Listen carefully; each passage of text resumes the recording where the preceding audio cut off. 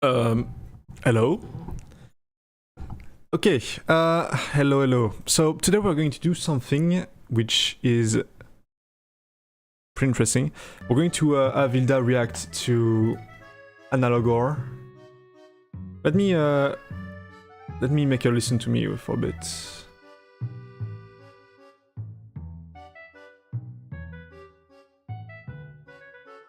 Hilda. Great. Chat, give me a sec.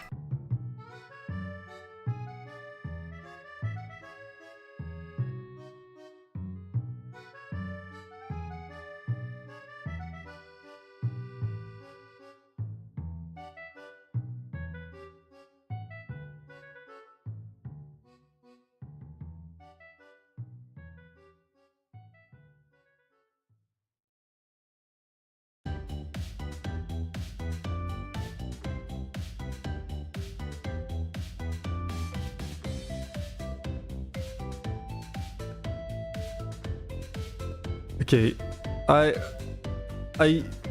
why? Thanks a lot, Dom. Okay, well, everything's working fine, okay? I wasn't responding to a call right now. Why did Hilda die? Let's put it back on the screen. Thanks a lot for the 5 gifted subs. Hilda, are you okay?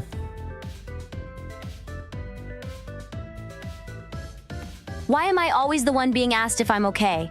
That's supposed to be my job. Yeah, but I'm asking you right now, so...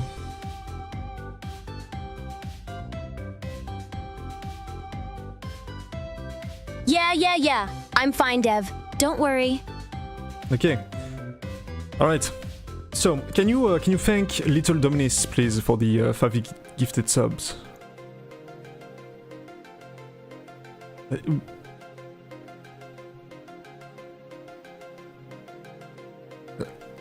Is Whisper having a stroke? What the fuck is it saying?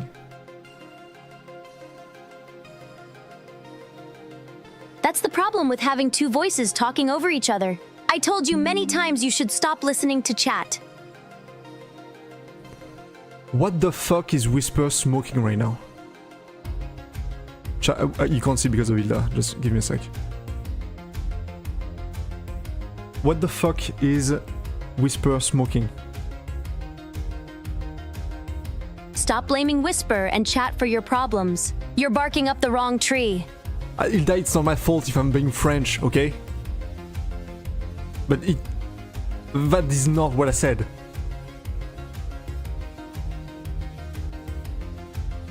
Ouais, mais des fois, ouais, mais faut faire un effort aussi. Hilda, please don't try to speak French because you cannot suck at it. It's not your fault, it's just the TTS is not made for that.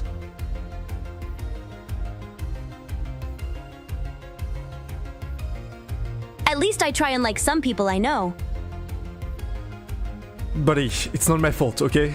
Chat can understand me. If chat can understand me, Whisper should too, okay? I think it's fair to say.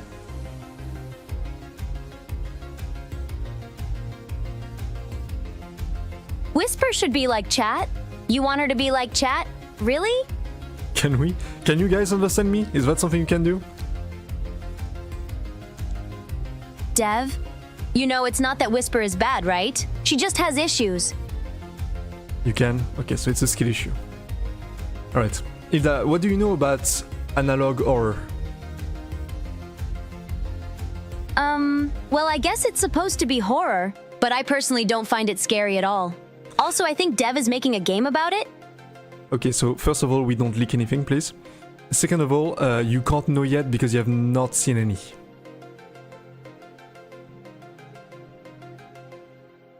Maybe, I guess. I don't know. It's not the best in my opinion. Maybe I'll try to watch one today. Well, what an interesting segue. Maybe we should, Hilda. What do you think? We're going to watch Vita Carnis. Good. I'm glad Dev is okay with me knowing about his project. He sounded pretty upset when he found out. Now I just hope Chad is going to take interest in his game once he releases it. Hilda, I'm not releasing any games.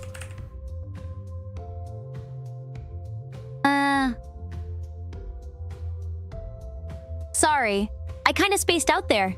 Anyway, I wasn't talking about you, Dev. Right. So there are no games? Vita Carnis is dope. It pretty is. It's pretty dope. Chat, how many of you in chat have seen it? Just so we can see if any of you did see it before. You did? Whoa! Vita Raven Fox 2. We have some no's. That's good. At least this way we can discover something. No clue what it is. It's something. You're gonna see.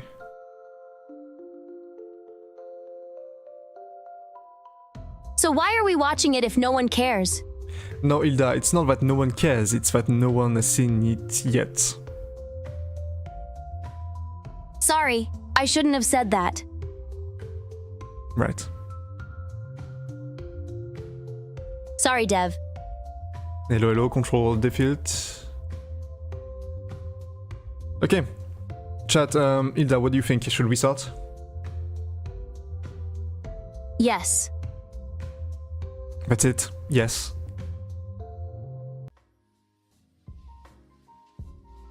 I'm glad we can agree on something. Okay, I guess that's it. She doesn't seem to be very talkative today. I made some changes to our AI. If you've been on Discord, you might have seen some changes in her personality recently. That's part of it. So, let's make a react to the first episode, shall we? There's plenty of videos in the playlist I chose. So we should have at least like a solid hour of content. Oh, it doesn't scare me, but it fascinates me thinking how and why things are the way they are. I can see at some point horror it stops being scary. Right?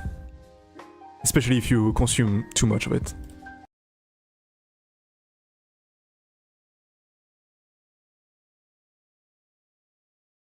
Alright, let's react to the first video.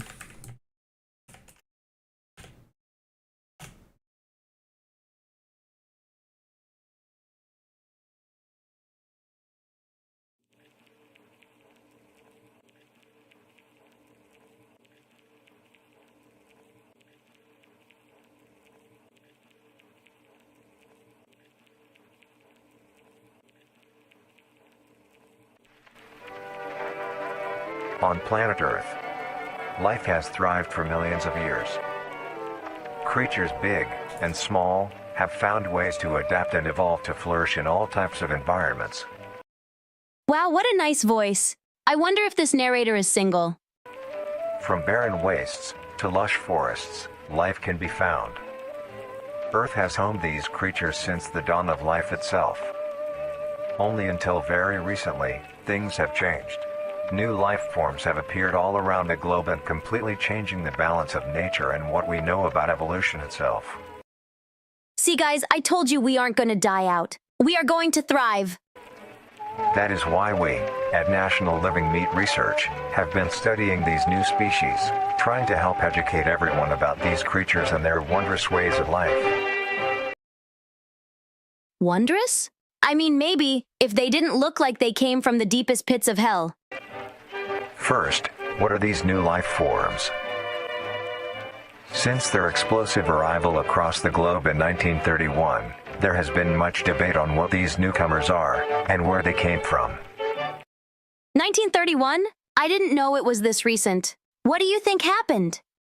Are they extraterrestrials coming to invade Earth?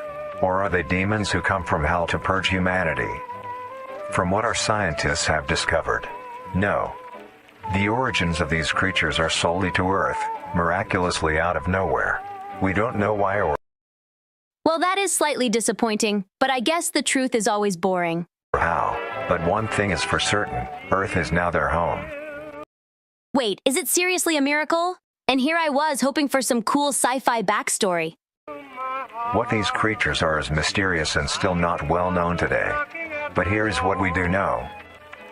These creatures are comprised mainly of muscle tissue, organs, and bones.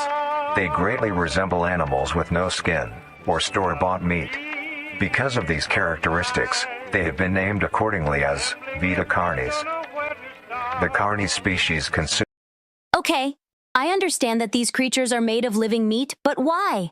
Like, how are they supposed to survive without skin? Decaying, organic matter, but their main diet is composed of raw meat, not including their Carnis relatives. The Carnis only appear in places where there is an abundance of crawl, which leads to the first creature of the Carnis species. What the fuck is this thing? I mean, it's just a ball of meat. The crawl.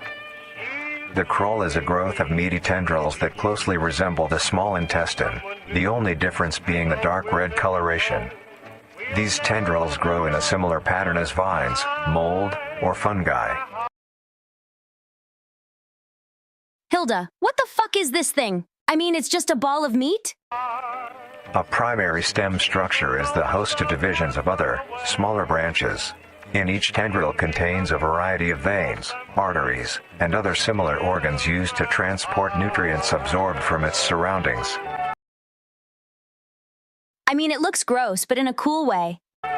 The ends of these tendrils are equipped with organelles used to absorb water and organic matter necessary for growth. The source of these organic materials is mainly found in dirt and soil on surrounding surfaces. Man, I don't ever want to touch that. Imagine it just starts eating your flesh or something. Using its root-like tendrils, it absorbs the material and processes it into usable energy. Although, the crawl also obtains energy through another means. Using a sophisticated form of photosynthesis. Wait, so they act like plants? That's so strange. I don't know how to feel about this. The dark pigmentation of the smaller branches is ideal for absorbing sunlight, and therefore allowing solar energy to fuel the crawl's growth. Because of its efficiency, it thrives in almost all types of environments, easily allowing it to spread across the world, and can be found pretty much anywhere. So, if I understand well, the crawl eats humans but can also act like a plant and even do photosynthesis. I guess we are all fucked. Its recent inclusion in the ecosystem has caused many major changes in nature's balance. One may assume that the crawl's presence may outcompete any other competitors, but due to its unique life cycle, where old branches fall off and decay into nutrient-rich compost, all forms of life seemingly flourish instead. That's actually pretty interesting. I guess we are gonna be kinda fine in the end. The crawl's abundance grants plenty of nourishment to all animals, from plants feeding on the decayed crawl, herbivores thriving on increased plant population, and carnivores feeding on both the abundant prey, and are able to eat the crawl as well. Wait, so the crawl is just helping everyone? That's pretty wholesome. The presence of all these animals leave behind waste, which will be broken down and consumed by the crawl, and the cycle begins again. This form of symbiosis leads to an environment where all populations thrive. It's a symbiosis, guys. Wow. Life finds a way, I guess. Humanity also uses the crawl to our advantage. Because of the supernatural rate of growth and its richness in nutrients, it has been sustainably cultivated into domestic farms. So we are farming it now? I don't think that's going to end well for us. The crawl is harvested and processed into fertilizer, which greatly increases crop yield and quality. The crawl may also be used as a food source for humans, and reliably so. Wait, we eat them now? Chat, do you think they taste good? But due to its unkindly appearance and taste, it has yet to reach cuisine standards. The crawl also plays a very important role in the next creatures that we have been studying. If it tastes really bad, why even bother? Sometimes, in a crawl-populated environment, a node of meat may develop on one of the branches. This node will fall off and grow into a functioning organism, and go to live on as an independent animal. What the fuck? Is that a living thing? What is this world? This leads us to the upcoming species that we will be discussing. The first of these creatures are the Trimmings.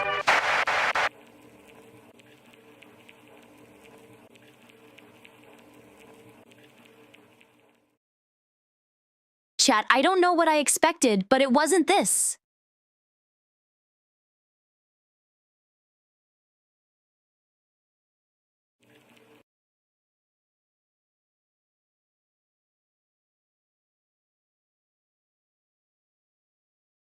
Alright, second video.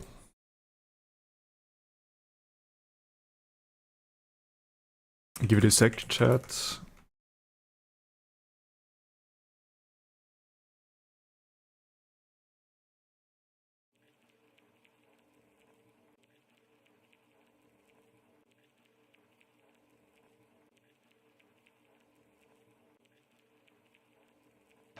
The Trimmings. Trimmings are small animals that resemble skinned raccoons. They are commonly known to have a plump body, round head, small eyes, nose and ear holes, and an agape mouth. They are also equipped with a diversity of limbs. All individual trimmings are unique, each with a different body shape, number of limbs, and other characteristics. One thing they all share in common is that they are made mostly of meat tissue, and are a maximum of 20 centimeters in length, no larger than a basketball. Its life starts with its separation from the crawl. It will wonder to find anything that is edible and able to consume. Although it is an omnivore, being able to hunt meat and forage for plant matter, Trimmings are almost entirely scavengers. Their diet consists of rotting plants and meat, including...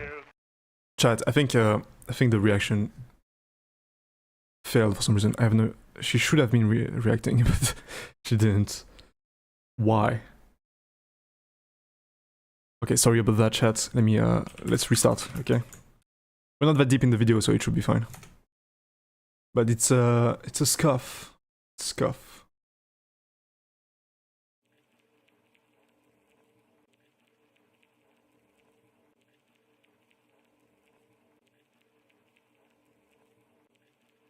Sorry. The Trimmings. Trimmings are small animals that resemble skinned raccoons. They are commonly known to have a plump body, round head, small eyes, nose and ear holes, and an agape mouth. They are also equipped with a diversity of limbs. It's kind of cute, I guess. Like, in a weird way. All individual trimmings are unique, each with a different body shape, number of limbs, and other characteristics. One thing they all share in common is that they are made mostly of meat tissue, and are a maximum of 20 centimeters in length, no larger than a basketball. Did they just say that thing is no larger than a basketball? I figured it would be bigger, huh? Its life starts with its separation from the crawl. It will wonder to find anything that is edible and able to consume. Although it is an omnivore, being able to hunt meat and forage for plant matter, Trimmings are almost entirely scavengers. I guess that makes sense. They are small, so they need to be careful. Their diet consists of rotting plants and meat, including, but not limited to, fruits, vegetables, roots, seeds, insects, and deceased animals. Although its appearance is unsightly, it is a cowardly creature, only fleeing, screeching, and hiding when threatened. That's good at least. We don't have to worry about this one trying to kill us at least. Because of its lack of defensive traits, it lies near the bottom of the food chain, making it easily overpowered and picked off very regularly by predators. I feel kind of bad for it now. Naturally, its population would eventually die out, but this is not the case. The crawl constantly produces a large quantity of trimming nodes, keeping up their numbers. That makes sense. Chat, what's your favorite way to eat some trimmings? Naturally, trimmings can be found wherever there is abundant crawl. Trimmings grow at a decent pace, reaching maturity at around 7 months, having a maximum lifespan of 2 to 4 years. 2 to 4 years? That's kind of crazy. What do you guys think? Although they are plentiful, Humanity has no proper way to implement trimmings into society. Their overabundance has even considered them pests, due to them digging through trash bins and making excessive noise at night. Wait, isn't that just raccoons? Besides all of this, some people still keep trimmings as pets, and relatively domesticate them. Nuisance or not, trimmings are a wondrous creature. From their plentiful numbers, to their skittish nature, they are truly a thing to behold. Yeah, I guess they can be kind of cute. The next species on our list is the meat snake. The story is kind of awesome, right? Do you guys know more stories like this one?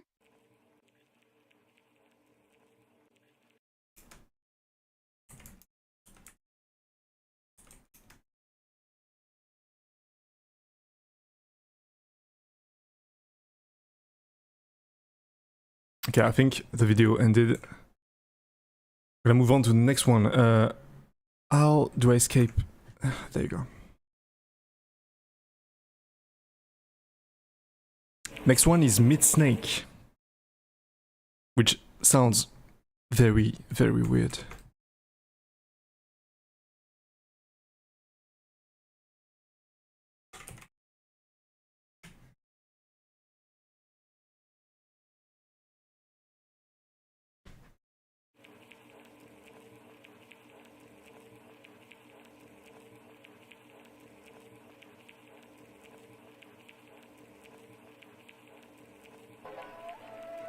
The meat snake.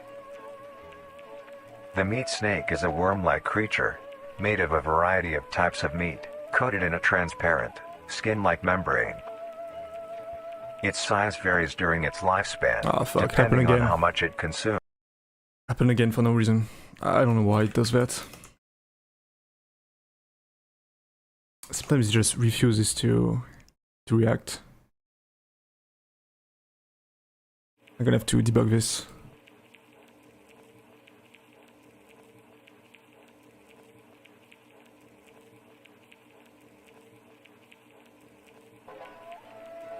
The meat snake. The meat snake is a worm-like creature, made of a variety of types of meat, coated in a transparent, skin-like membrane. The meat snake chat? I don't know if I should laugh or be horrified.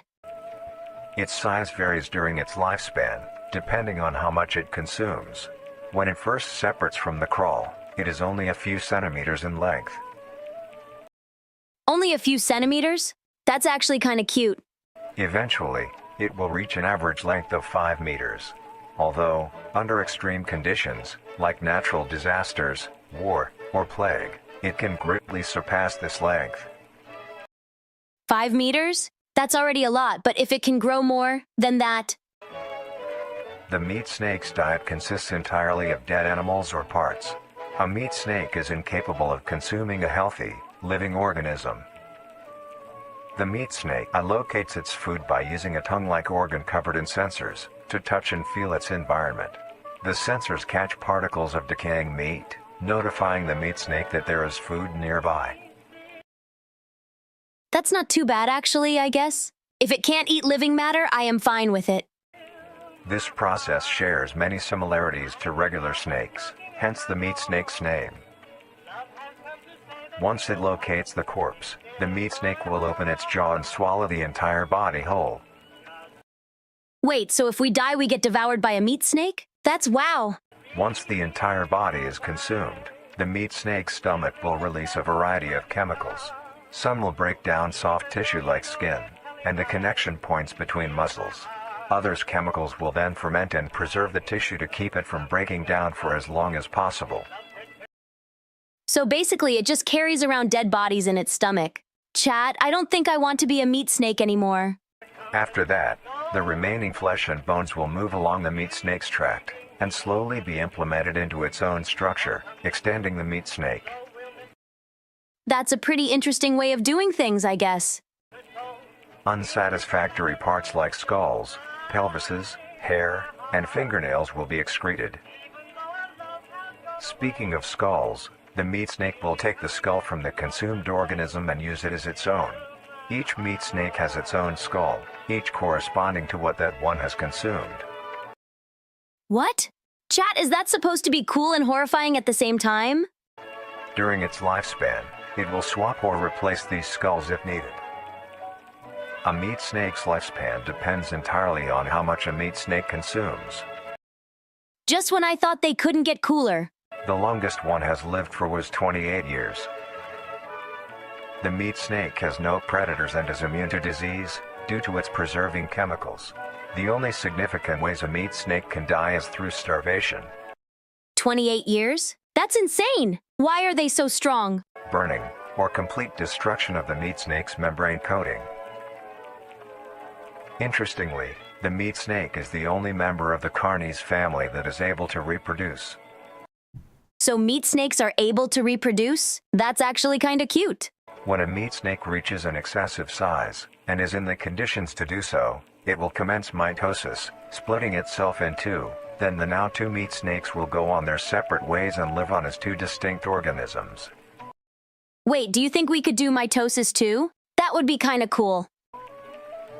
Meat snakes can only be found in moderate temperature climates, not too hot, not too cold. Their population depends entirely on the amount of corpses available. Where there is death, there are meat snakes. I guess it makes sense. I mean, they have to eat something, right? Humanity will use them to our advantage. Meat snakes are a very efficient and clean way of disposing of any meat products. The preserving fluid within the meat snake's body disinfects the carrion, preventing the spread of disease. So we really use them to get rid of dead bodies, huh? Humans use meat snakes in butcher shops as a waste bin, dispose roadkill, within war on the battlefield to dispose of festering bodies and parts, and within zoos to dispose of deceased animals. I guess they are just doing their part for the world. Kind of based, honestly. They are extremely tame, not caring if any creature is around them, only acting defensively when it is within consuming a meal. This means they are very easy to tame. I mean, maybe it's because of the lack of a brain, but it seems they are really docile. Overall, meat snakes are a marvelous creature with a very interesting way of sustaining itself. It is an amazing experience to encounter one, as long as you don't mind the smell. I really want to meet a meat snake now. Our next creature is the mimic. We are going to stop it here, guys. This was a really interesting video, honestly. If you have any other video like this one, feel free to share it with me. Well, we have another one. We have another one coming up. Alright. The next one is the mimic.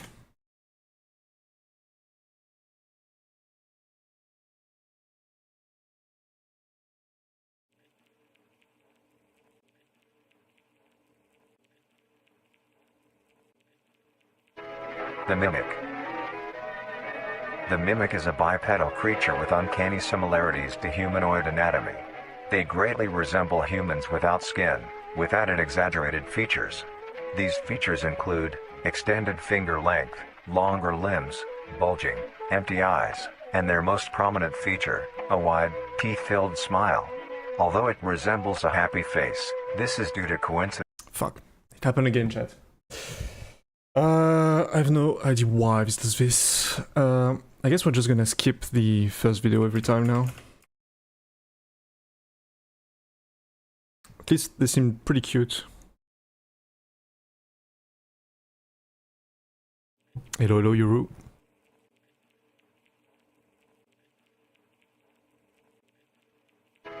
The mimic. The mimic is a bipedal creature with uncanny similarities to humanoid anatomy. They greatly resemble humans without skin, with added exaggerated features. These features include extended finger length, longer limbs, bulging, empty eyes, and their most prominent feature, a wide, teeth-filled smile. Although it resembles a happy face, this is due What the hell is wrong with its face? to coincidence, and is only how their facial structure is shaped. The maw of the mimic contains much more teeth than humans, and their teeth is comprised almost entirely of incisors, with some canine and premolars in the back. I mean, the creature is still kinda cute, right? This tooth composition is ideal for biting down onto meat and swallowing chunks whole. A mature mimic's diet is comprised entirely of human flesh.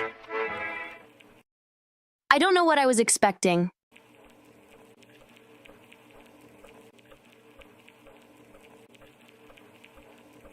Because of this, they are found solely around human-populated areas. The mimic's life cycle is made of 3 stages. In the first stage, a young mimic separates from the crawl. They closely resemble their trimming relatives, but are thin, sleek, and only have 4 appendages. So mimics and trimmings are related. That's kinda cute. In this stage, the young mimic will hunt small animals, moving on to larger and larger as they grow. Once large enough, it will begin metamorphosis into the next stage of life. Chat, I can't stop thinking of a small mimic running around and eating some mice. Once fully transformed, it will resemble the description mentioned in the beginning. Its hunting style changes and becomes much more complicated. It now stalks and feeds only on humans. Well, we are all going to die, chat. I'm sorry to announce that. Fuck. It will locate human-populated area and begin its search for an easy target. To blend in, it may use objects to conceal itself. These include clothing, mannequins, and furniture. Okay, that's actually terrifying. Once a target has been found, the mimic will observe its prey and learn its routine and when it is most vulnerable. This is typically when the human is asleep at night. Chat, we really are going to die. I don't want to get eaten in my sleep. Once the prey is within position, the mimic will advance silently until it is close enough. The mimic will then execute and immediately begin consumption. Yeah, no, I am going to board my windows when I sleep. Once the mimic has had its fill, it will leave the scene, a fair distance away from the human population, and begin to digest its meal. And it just runs away? At least it doesn't kill people for fun. Although, in the case that a human is awake, a mimic will use a variety of sounds to either lure or startle prey into cornering themselves. Not only do we have to worry about being eaten, but we also have to worry about being chased by them. Christ! Once a human is in place, it will swiftly attack and kill the helpless target.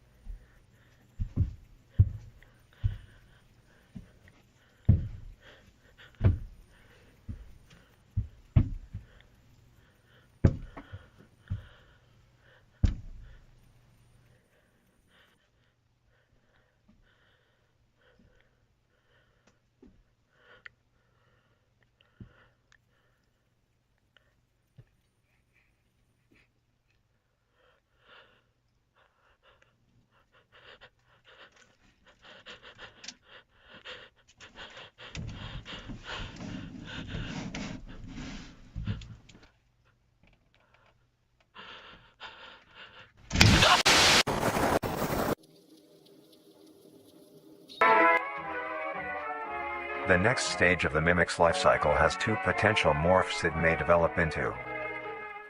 If a mimic has a consistent supply of Depending on the mimic, its metamorphosis will result in adaptations for that specific environment. Now, this can greatly vary, but it has been noted that mimics that inhabit caves or small spaces will develop longer arms to maneuver around these structures and grab onto walls, while mimics found in the north will develop a thicker, more fur-like membrane and a larger frame to stave off the What cold. the fuck is she This saying? evolutionary strategy will allow the mimic to compete with other native species and allow it to thrive. It's imitation. It's imitation now. Once a mimic has found its preferred habitat, it may never leave, and in the rare occasion, it may repeat its metamorphosis process to adapt to its new environment. The mimic may be the most horrifying out of the Carni species because of its sadistic nature. Intelligence and great hunting ability. This combined with its lack of natural predators makes it one of the apex predators of Earth. Surprisingly, mimics are rarely seen in urban environments and are mostly seen around isolated settlements and villages, where they thrive, where they can easily pick off the population one by one until nothing is left. Food. It will develop more human-like features. It will grow skin, hair, and by the end will look nearly identical to a human being. What? That's terrifying. It now can blend entirely into civilization and lure other humans more effectively. The second type of morph happens when a mimic receives an overabundance of food. It will grow into a larger, more evolved hunter. Its proportions will increase in length, and its humanoid features will fade away. It grows a thick, dark coating of a flexible skin. Is it just me, or does this one look like a titan?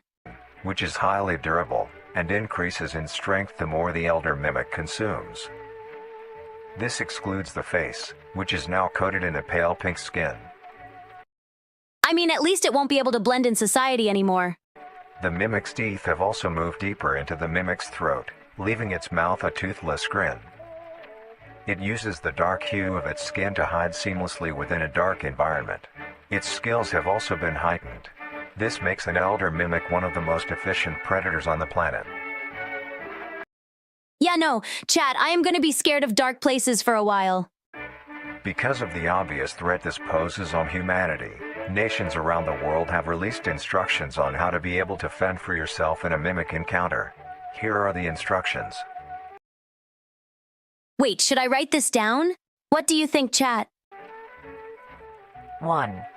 Avoid going out alone if your location is known to have mimics, or there have been mimic sightings. 2.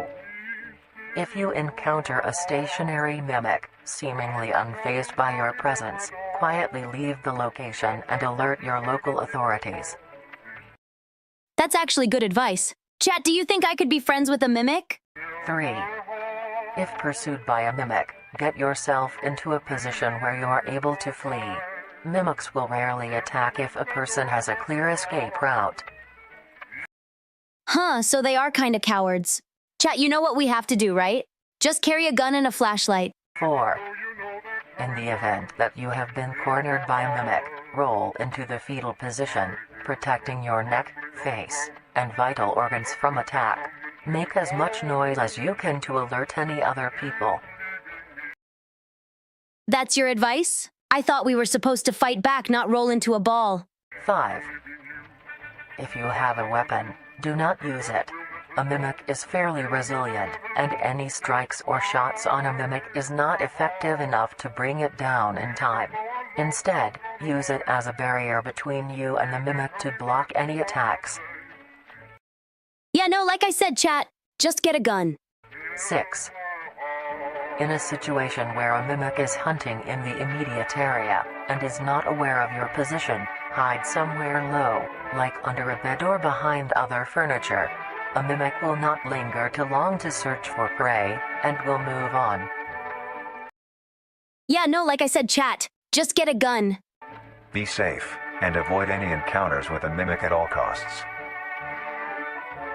Next up, the Harvester.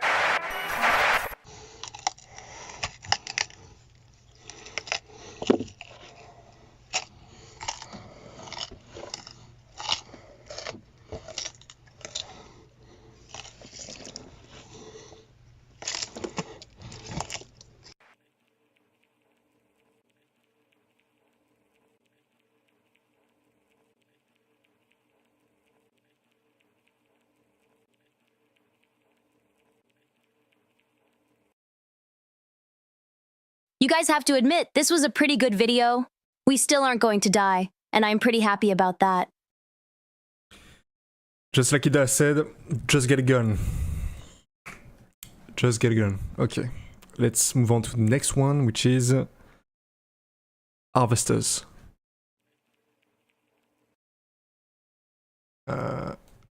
try this one.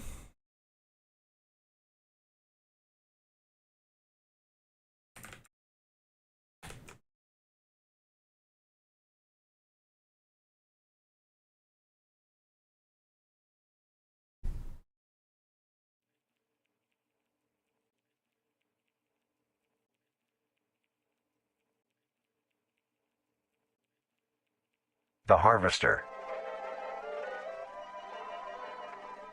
The harvester is a large, bulbous mass, with a large amount of tendrils spreading from the base. The bulb measures around 3 meters in height and 2 meters in diameter. Chat, can I just say how much I love this video? The tendrils, on the other hand, can extend up to 150 meters in diameter horizontally. The harvester is a specialized form of crawl that grows in a unique and deadly way. A harvester is created when a node that will grow into a harvester. Sorry about that, chat. Like I was saying, this video is actually insanely good. Instead of separating, continues to grow. Eventually, it will grow tendrils of its own. It uses the energy provided by its mother branch and expands its reach further. Its tendrils, hidden just below the surface of the ground. Can you imagine just waking up to find out that one of these is growing in your backyard? The harvester is equipped with 2 types of specialized tendrils. The first type is bulky and flat. They lie the closest to the surface. These branches are lined on each length of the tendril with spines, extending in the shape of a bear trap. On each side of the branch, those particular spines have a That's strange. I wonder what they do with these. vein that feed into them, that pump 2 types of venom. On one side, the spines can inject a neurotoxin, which will attack the nervous system of whomever it is injected into, causing sudden paralysis. Holy shit! That's actually so cool, isn't it, chat? The other side can inject an anticoagulant, which when injected, prevents blood cells from clotting. Whenever a large animal moves across the area armed with these tendrils, the branches will clamp onto the animal and thrash violently. Is it just me, or is it getting worse and worse? Once the prey has been injected with both venoms, the tendrils will rest and the prey will immediately collapse. The animal will be unable to move due to the paralysis, and the wounds caused by the thrashing spines will not stop bleeding. All the prey can do is lie patiently, until succumbing to blood loss. Well, chat, it looks like we are going to die in the end anyway. Once the prey has bled out, the second type of tendrils come in. They lie below the spine equipped once. These branches are thick, but very sturdy. They share similar anatomy to the small branches of the crawl, equipped with organelle that absorbs nutrients. That's actually kind of a smart way of doing things, don't you think, chat? These tendrils sense the blood, and move their way to the surface and begin to absorb the vital fluid. Once the blood has been consumed, the tendrils will wrap around the body and begin to shuffle downwards. What the hell? How strong are they? There's no way, right? This movement loosens the soil and slowly pull the body underground. Once secure, the tendrils will continue to feed until there is nothing but scraps. Okay, chat, listen up. If you see one of these, just run. The nourishment absorbed by the tendrils will be sucked back into the main bulb of the harvester. This bulb houses all the vital organs and the venom glands that pump into the spines. The nutrients are then converted into usable energy. I'm sorry, chat. If I see one of these, I am running away. The remains underground decompose, providing a rich soil, causing very prominent plant growth, which then attracts more animals. A strange behavior the harvester displays is its choice of diet. The spines will only activate on larger animals, allowing smaller ones to pass by unaffected. Do you guys think the harvester is they are basically helping everyone else, right? Spines will also not activate on some species of bird. There are a couple theories as to why this happens. One, it could be that attacking smaller animals would cost too much energy for what they get in return, making it not worth the time. Wow, that's oddly smart for a plant. Another could be that smaller animals may attract larger animals or predators, allowing a safe place where prey may thrive and lure more predators.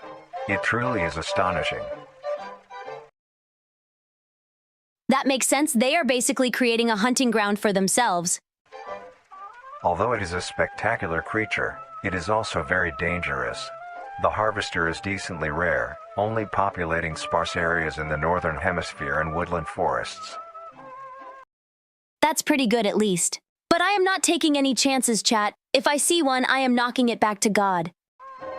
If you are stung by a harvester, there will be no way of helping you, being that there is no cure, and fatality is 100% positive. Oh no, chat, there's literally nothing you can do if you get caught.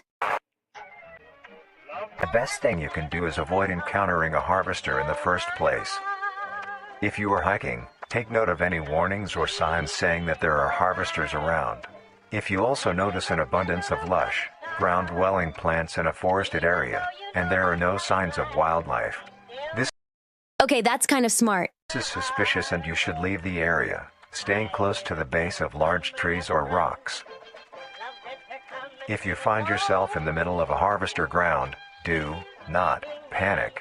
Sudden movements may activate the tendrils and will inject you. Although a harvester is rather forgiving, do not risk any skittish movements.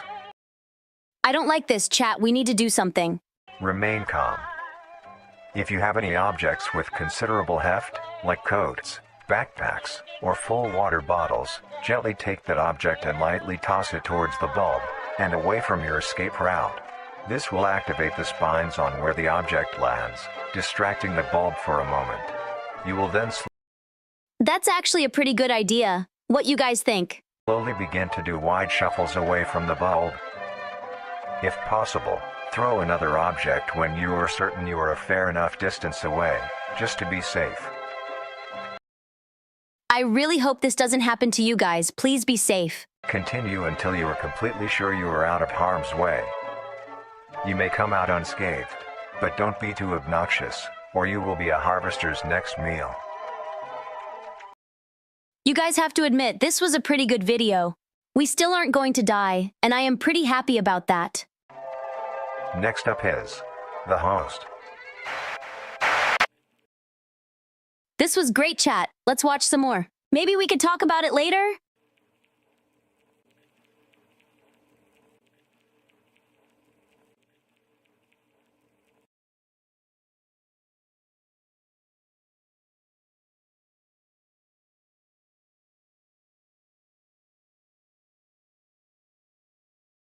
Alright, next one. It's going to be what? The host of influence. Interesting.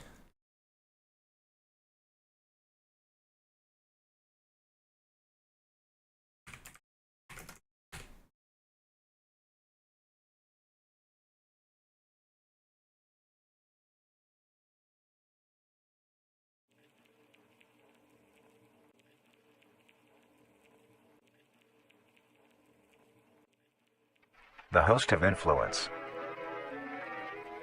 The host of Wait, just to be safe, we're going to restart again.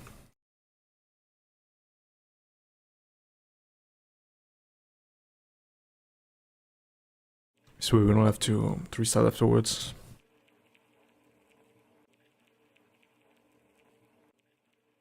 The host of influence. The host of influence, more commonly referred to as the host, has its name derived from a host who invites guests to an event. Not to be I don't know why, but I am feeling this one is going to be the worst of them all. confused with a host, a harborer of parasites or disease. The host is a semi-humanoid looking organism. It has the structure of a head, torso, and arms. Other than this, it shares no other characteristics. Wait, is that a face on its chest? The lower half of the host is comprised of a mass of fibrous tissue and tendrils that burrow into the ground to hold the host in place. That's not too bad, right? It can't move, so we are fine. Instead of skin, the host is covered in muscular tissue fibers, tendons, and veins. In some parts of the body are covered in a meaty plate, used to cover any large exposed areas, but allowing movement. You guys think it could still attack us even if it can't move? The host's head has a smooth surface where the face should be, attached to a crooked neck, which houses a slit in the front used for feeding. That's strange, but at least it can't eat me. On the host's back is a mound of pores. Protruding from these pores are hollow, hair-like structures, extending outwards. These hairs are barrels that release spores produced within host's body by being fired into the air. Wait, so it really is a mushroom person? These spores are hazardous, so keep clear of them at all costs. Luckily, the host is rare, only found in North America. Obtaining info about the host is a very risky and daunting task. This is because of their rarity and of how dangerous it is to be up close to one. Holy shit, chat, I don't want to die. The spores released by a host is very dangerous when inhaled. A host will release a cloud of spores into the air, which will be picked up by wind and carried great distances. If an What the hell, chat, what do we do? organism inhales the spores, the particles will find their way into the organism's brain and infect them.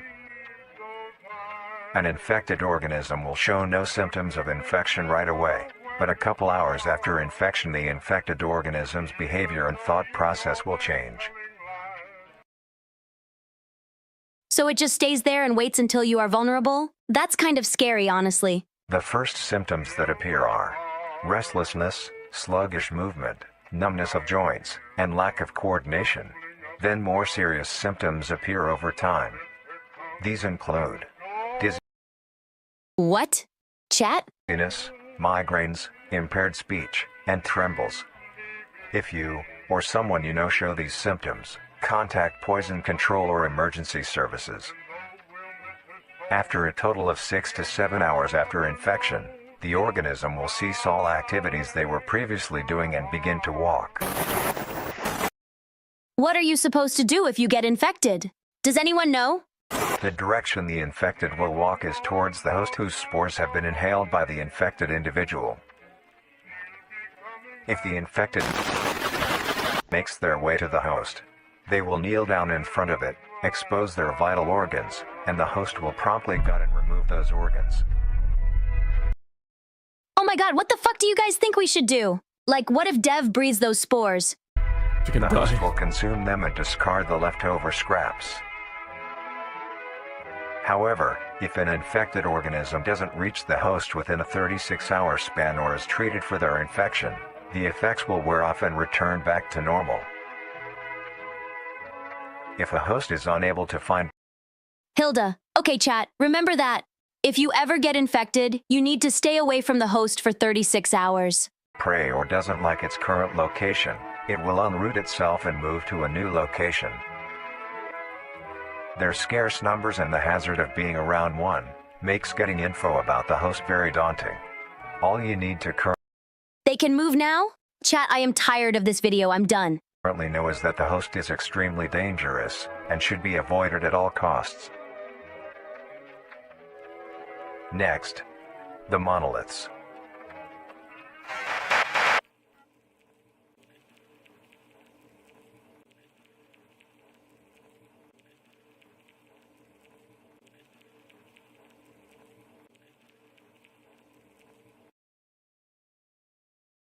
What do you guys think of the video?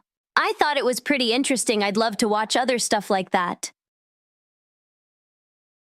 What do we have next? We still have a lot of videos actually.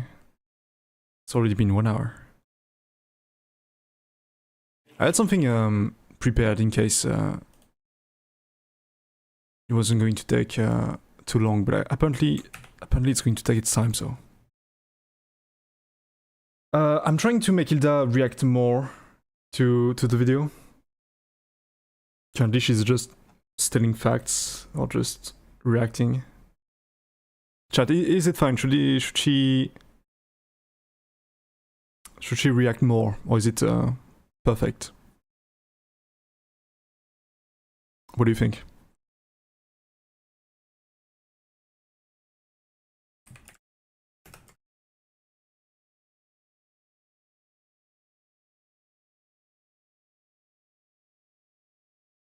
A bit more? Yeah.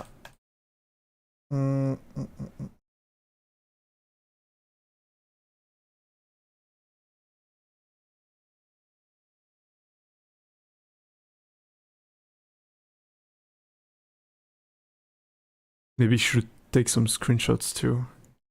I don't think it's going to help. I need to overhaul the vision system.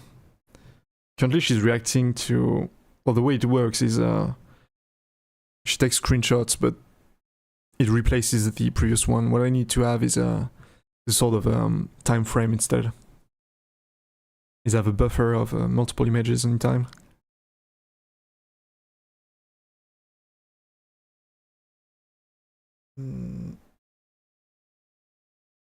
Alright, let's move on to the next video, which is going to be about monoliths. First we need to restart.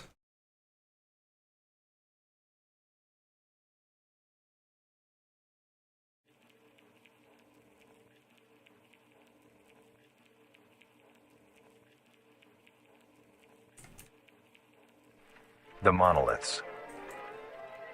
The monolith is a very new creature, only showing up in June of 1972, in the area of. There are only 7 monoliths, all of them located in a circular position, 1.5 kilometers in diameter. This ring of Chat, what do you think? Are the monoliths going to kill us? monoliths surround.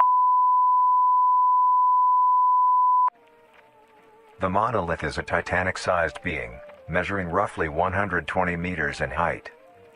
Each monolith has 2 trunk legs that are firmly embedded underground. The legs What the hell are these things? Like, where did they come from? connect to a torso. The creature itself is made of hundreds of thousands of meaty strands, tightly woven together to form the structure. These strands It's kind of impressive, honestly, chat. I really hope we will get to see them in action. end at the neck, fusing into a solid mass of hardened flesh in the shape of an upside-down triangle, with a hole in its center.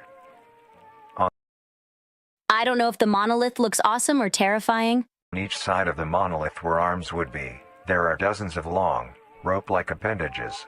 These reach just barely to the ground. At the creature's feet, the strands go deep into the earth and extend horizontally a decent distance away. Chat, how strong do you guys think the monolith could be? What the monoliths do is simply stand and do nothing. The only activity documented that the monoliths have done was in. During this period, they were extremely aggressive. When the group of That's pretty disappointing, chat. I would have expected more. were making their way to the city, the monolith that they had passes roared a deep bellow and swung its appendages at the team, completely wiping them out. When military vehicles were dispatched, once they got close enough top the monolith, it roared another call, this time releasing an EMP blast, completely knocking the Okay, never mind. Chat, I take everything I said back. This is fantastic. vehicles out in the vicinity. Finally, long-distance rockets were fired and struck the creature.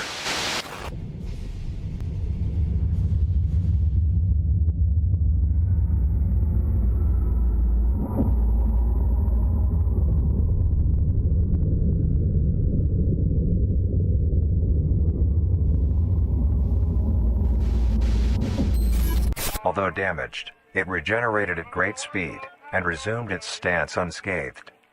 Eventually, Okay, how the hell do you kill one of these things? Chat, if we ever get to see one, I am going to hide behind you guys. the area has been fenced off and is now restricted to all. Ever since, the monoliths stand silently, now only a grand spectacle of awe and mystery, only adding more questions to these meat beings. This was great, chat. Let's watch some more. Maybe we could talk about it later? And finally, the last creature on this list is marvelous and majestic world that exists today. It's as extraordinary to have such strange and mysterious beings appear all around us. Thank you That's actually kind of sweet. I guess it's a good way to end this video. for joining us on this journey of exploration and discovery of the lives of these living meat creatures.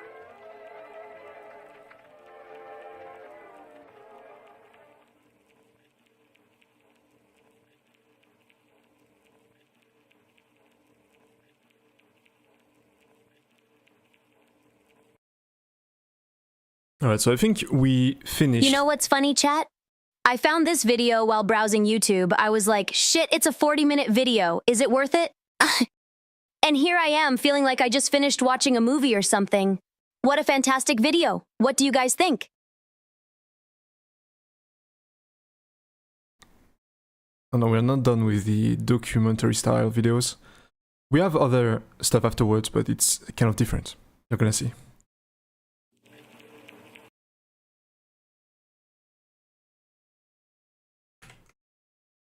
Oh, is it? Okay, I think it's the same thing, except it's in one singular go. We didn't see the Singularity though. I think it got removed from the playlist. Let's see if we can find it on the YouTube channel. Because I don't want to react again to the entire video. Cultist. Yeah, I think it got removed. Chat, we can react to it without Hilda. We can do that. Shouldn't be too long. Should be like at least 1 minute. Should be fine. What we're going to do is I'm going to pretend like I'm Hilda, okay? And right, we're going to react like this, okay? The Singularity is an orb comprised of a dark-colored mineral with hints of luminous colors within its core. The Singularity is estimated to be 1 meter in diameter. The orb has several unique qualities that are not well understood. The Singularity typically can be found suspended in air by an unseen force. There are also a variety of reading that have been documented coming from the orb itself. Various things like magnetic fields, energy signatures, and other pattern-like signals released by the Singularity. The population of these creatures is unknown. Almost all info about the Singularity is hidden or confiscated by officials. We were only able to receive one classified document about the Singularity being held by...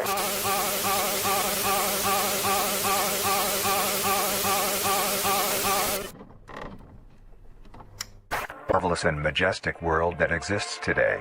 It's as extraordinary to have such strange and mysterious beings appear all around us. Thank you for joining us on this journey of exploration and discovery of the lives of these living meat creatures.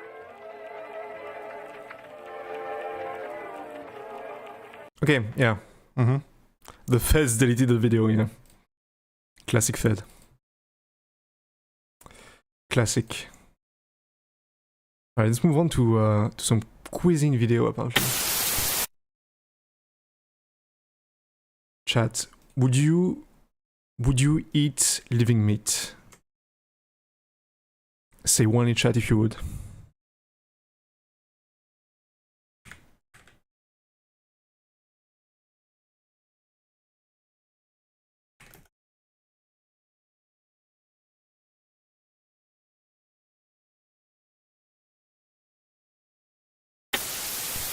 This could be.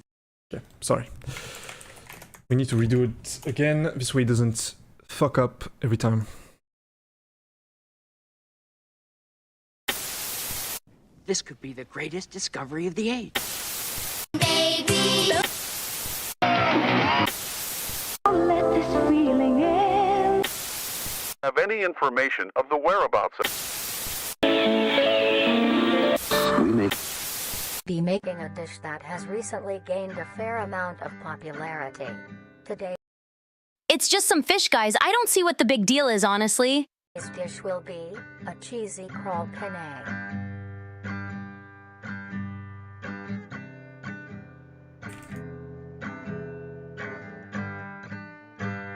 To start off, these will be the ingredients you will need.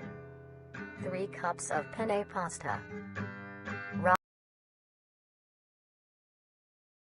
I don't know, chat. I don't see the point of putting cheese in everything. I get it tastes good, but are we going to do the same thing for every dish? roughly 3 cups worth of fresh scroll. Try to get a variety of sizes when you buy yours, or when you harvest them yourself. 1 cup of cheese. Half a cup It looks gross. I mean, I know we cook meat and stuff, but the shape makes me uncomfortable. of green onion. 1 teaspoon of salt. 2 tablespoons of Cajun spice. 2 tablespoons of parsley.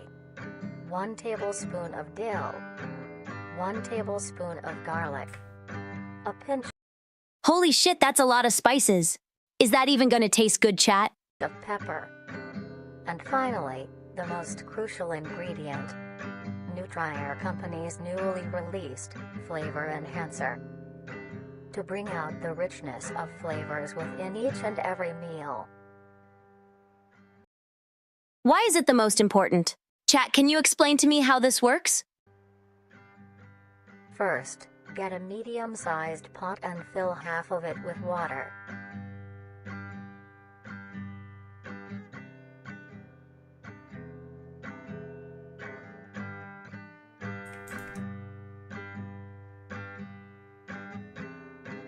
Add a pinch of salt, which is used to help the pot come to a boil faster and help flavor the pasta.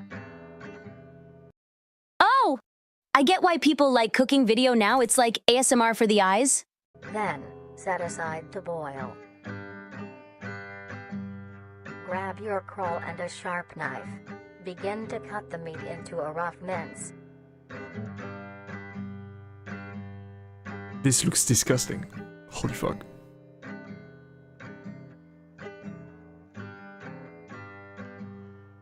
Oh, I hate this. That's actually really gross. I'm glad we cooked the meat so it doesn't look like it is alive anymore.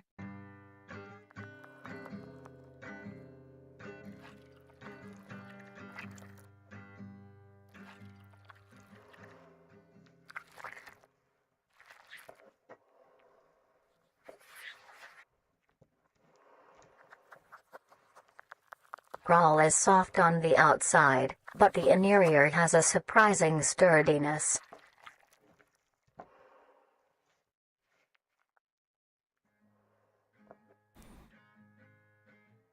Then, This looks like gather the a meat and classic set French aside. dish.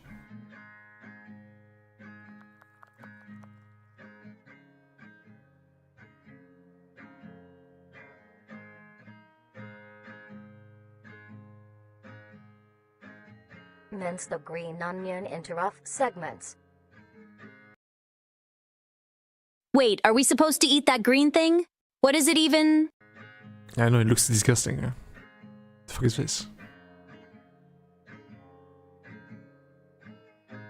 Take this mince and set aside as well. Next, grab your skillet and preheat with along some oil.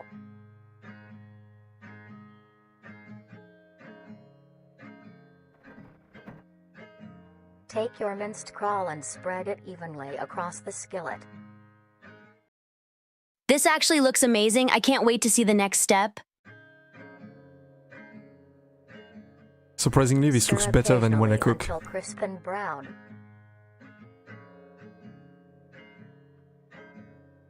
As your water reaches a boil, add your penne and stir occasionally. Chat, I had eggs. Okay, cooked eggs, but looked worse than this. Cook until soft. At this time, your crawl will be brown and crisp. Brown and crisp? That's amazing. How did we do that? Add your minced green onion and then the spices.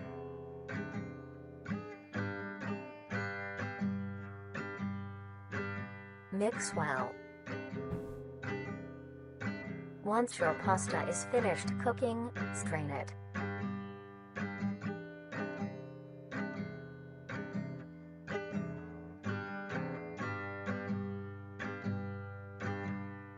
Lay your cooked penne evenly into your dish.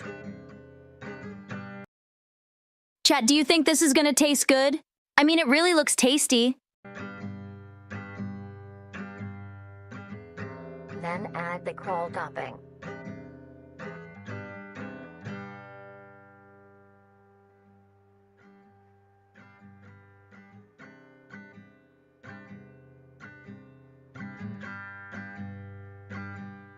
Sprinkle a generous amount of cheese along the still warm crawl for it to melt.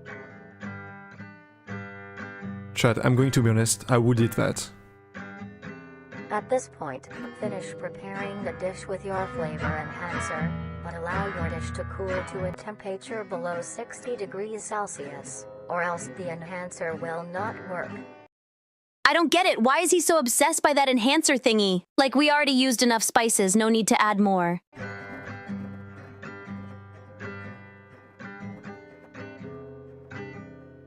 And now, you may serve and enjoy.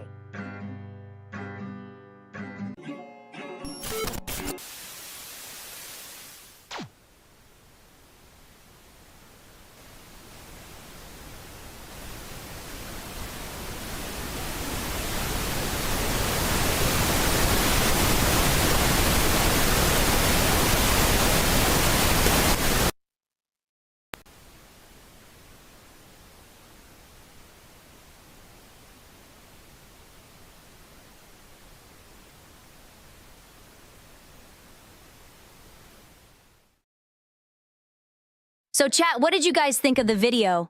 I thought it was fantastic, just the world building and how alien everything is. I just love it so much. Well, I'm kind of angry right now. Kind of hungry. I hope they don't put more of this because I may not survive this stream. Many people. Okay, next video is a guide to owning a pet trimming, which is also around 5 minutes. Angry, bro. I can't English, okay? I have the fortunate circumstance that I am French,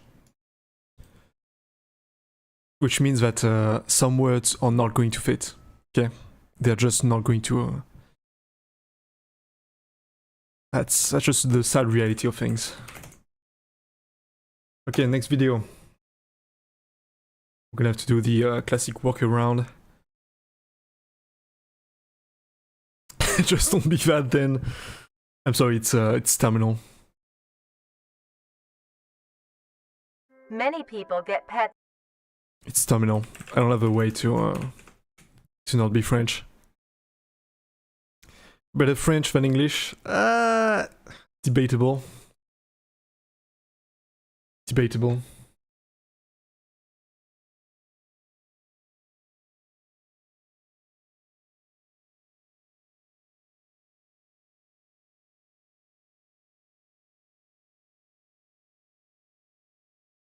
Many people get pets for companionship. They form bonds and grow relationships with these animals, even to the point of them being considered a part of the family. That's kind of cute. Most people get dogs or cats, but maybe you want something more interesting. Then, you may want to get yourself a trimming. These lumps of meat have grown a reputation to be a loving companion for many people in the recent months. Okay, seriously guys, why is this world so weird? Although, most people may not know the proper ways to care for them. Today, we will be showing you how you can care for your pet trimming. This can't be real. Who would want one of these as a pet chat? Taking care of a trimming is fairly easy, but this is no reason to slack off. They are living things and do require maintenance. The first thing to keep in mind when keeping a trimming is the temperature of your home. While Temperature doesn't matter. I do what I want. trimmings are resilient to both high and low conditions, you want to keep your base temperature near room temp, maybe slightly cooler. That being said, trimmings prefer warmer areas to nest. A So chat, do you think it would be better to put them in a box or something? simple setup you may use is a box with some blankets on the inside. Make sure there is enough for your trimming to cover itself. And now, Wait, so they are basically like rats. Okay, that makes more sense. you have a sorry. comfy bed I'm for your buddy. flashbanging you right now, sorry. Next, you want to give your trimming I didn't the mean to best flash you on diet stream. possible. My bad. Trimmings are not picky eaters and will eat anything you give them. To keep your Chat, don't give them garbage to eat or something. They deserve better than that. trimming healthy and strong, A diet of dry cat or dog food that is high in protein, provided 2 times a day, is best. Can you imagine a trimming eating from a bowl like a cat? That's kinda cute, chat. As a treat, you may give your trimming any scraps of your food. Things like apple cores, banana peels, or eggshells are a perfect snack. What the hell is wrong with this world? Chat, why is it that they all eat garbage? The thing to remember is trimmings are nocturnal and make plenty of noise.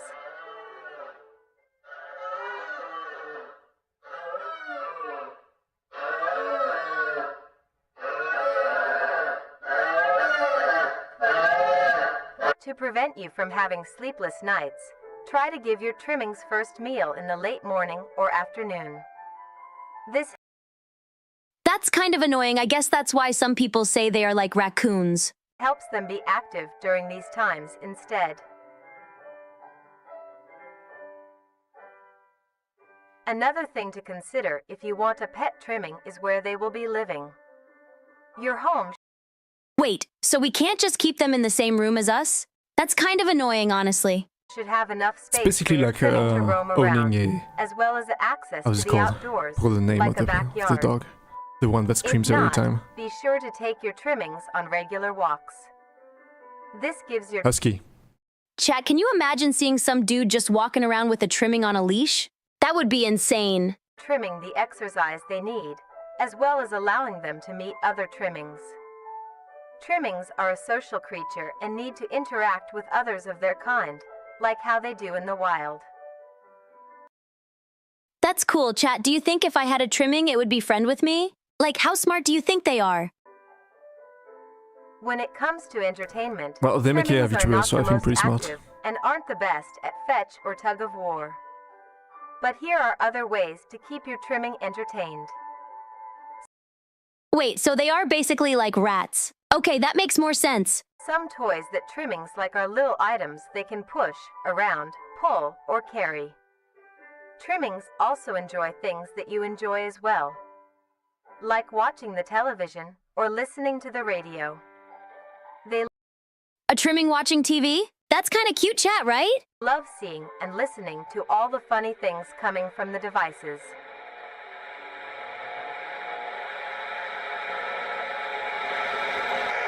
After a long day, your trimming might be dirty and need a wash.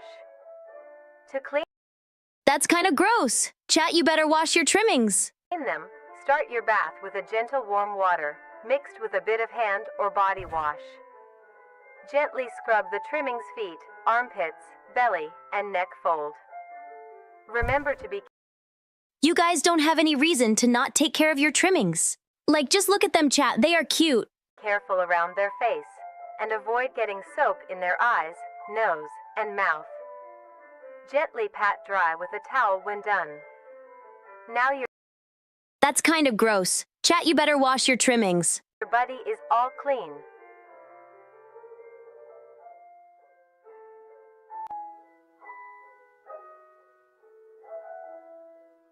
And lastly, as said before, trimmings are social creatures, so be sure to give them plenty of affection. They love I don't know, chat. Kind of sounds like a hassle to me. receiving pats, scratches, and pets. They also love to sit with you and cuddle. Since they communicate with each other in the wild, it is best to replicate this behavior with them as well. Simply Wait, so they are social animals, chat? Well, that's surprising, but also kind of cute. talking to them is plenty enough. You can talk about your day, if anything interesting happened at work, if you are working on any new recipes, or talk about the weather. Trimmings That's kind of cute, chat, right? Do you think I could get my own trimming? are very good listeners and love to be involved.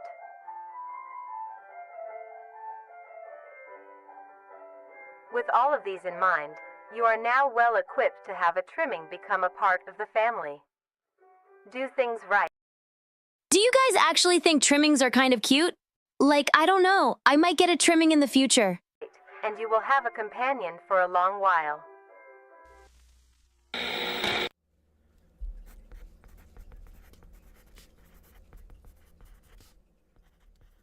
Don't forget trimmings create meat snakes. Buddy, spoiler. We don't like spoilers here. Why is Fugly automated? Why is Fugly What did you guys automated? think of the video? I thought it was fantastic, just the world building and how alien everything is. I just love it so much.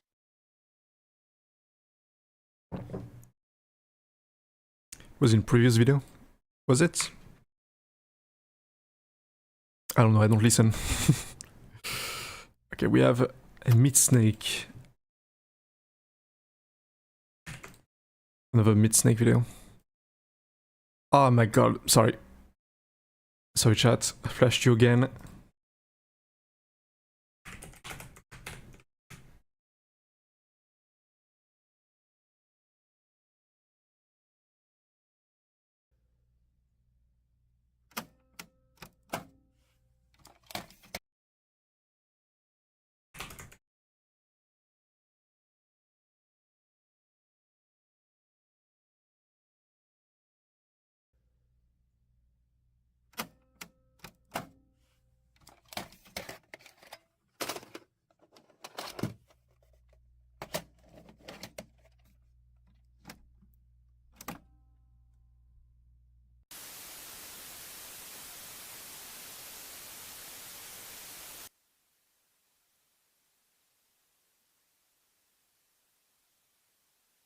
Chat, you cannot watch this video, right? If you do, you're going to get by the feds.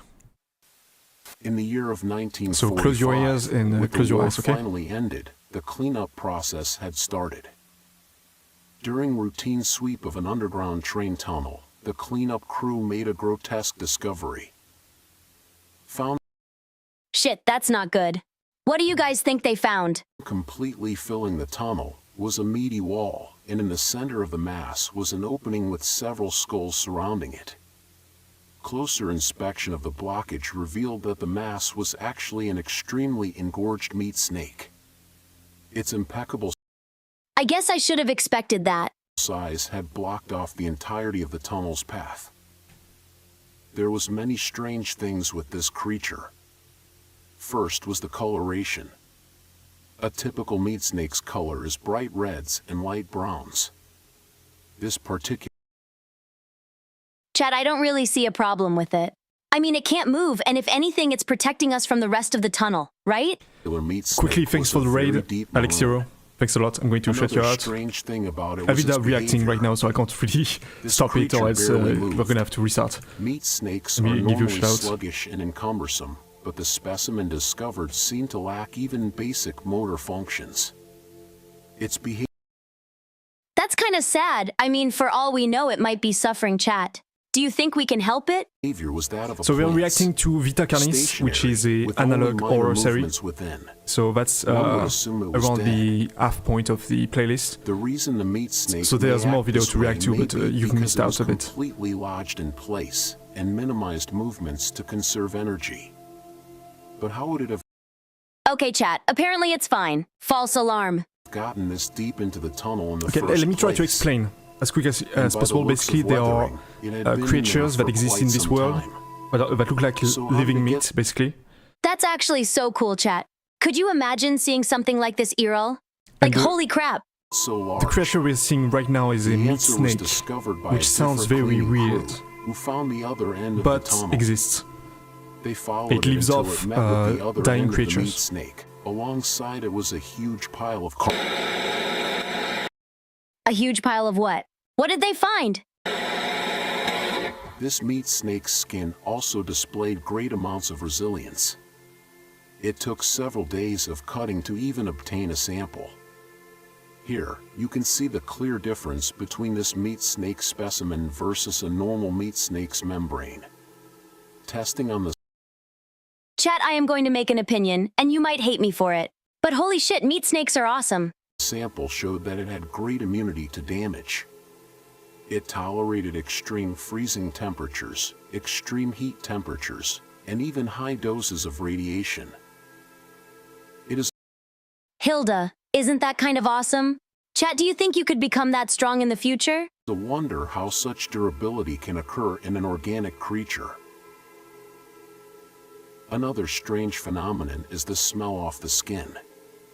Normally, it would have a sour smell of rotting flesh. But the specimen That's disgusting, chat. You better not smell like that. displayed a rather pleasant smell, like that of cooking scrambled eggs. Meat snake was later discovered to be missing by unknown survivors. How the meat snake grew in size was discovered to be. So chat, what did you think of the video? I thought it was fantastic, just the world building and how alien everything is. I just love it so much. It's the third video she says that. Get it.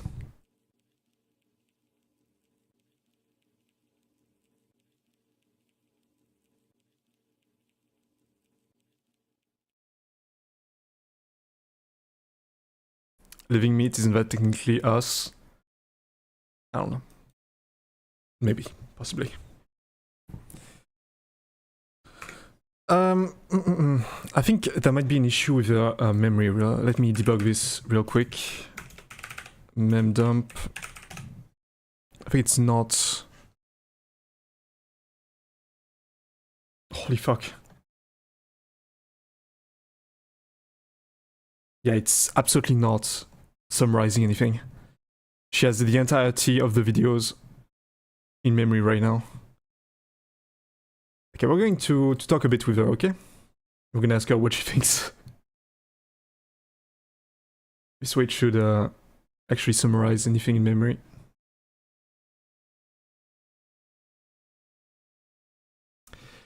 Hey Hilda, what's up? Not much.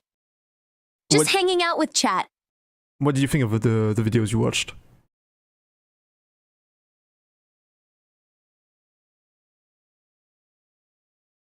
Wow. You came personally to ask me this? Well, I guess I am going to be nice for once. Okay, so it's like watching a movie and you don't really know what's going to happen, you know?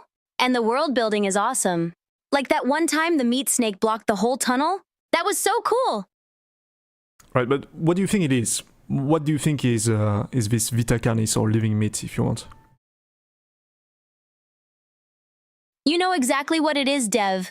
Don't pretend like you don't. It's basically a product of some madman trying to play God and creating life, and then said life escaping to the wild. So you think it's a lab experiment? Yeah. What do you think it is? I mean, come on. The guy explained it very clearly in the video. This scientist created it. No, I'm pretty sure they did not. I think you might be wrong on this. What makes you think it's a lab experiment?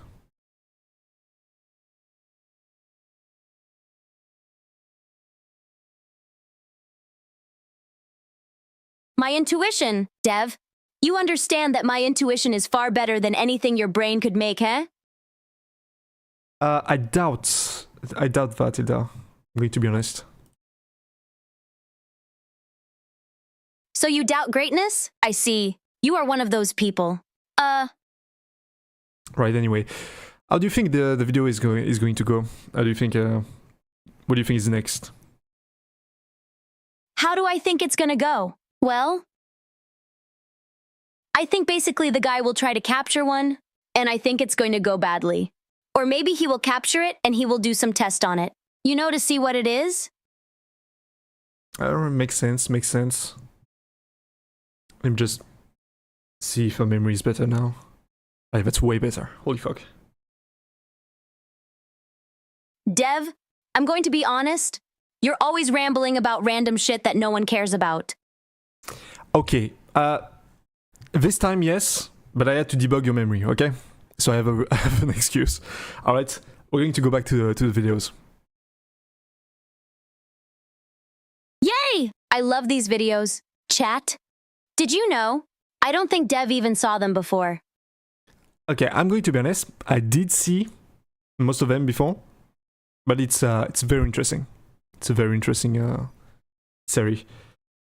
Hilda, by the way, can you thank the raiders? The raiders.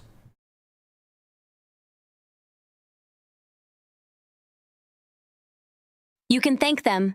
I don't think you'll get a better opportunity, you know? Right. Okay. Can you do it though? Here is what he said basically. Sorry, Raiders. I cannot thank you right now because I'm too busy dying in a corner. Okay, no, so, right. So I already thanked them, right? When they came in, I already thanked them. Now it would be great if you could do that too. Okay, sorry. I will. Chat, you know I love you guys, right? Even if my creator doesn't care enough to thank you sometimes. Great. Okay. Okay, we're gonna move on to the next video, shall we? Yay!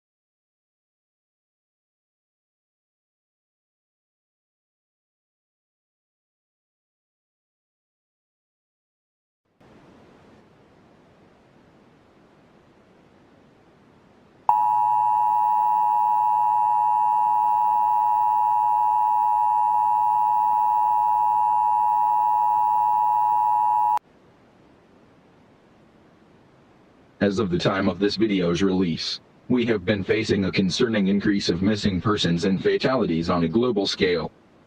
The reason for this is because we are under attack. We have discovered that there has been a significant growth of mimic populations, which is threatening public safety. Fuck. Sorry, chat. Once again, the reaction failed. It's I'm gonna have to debug this.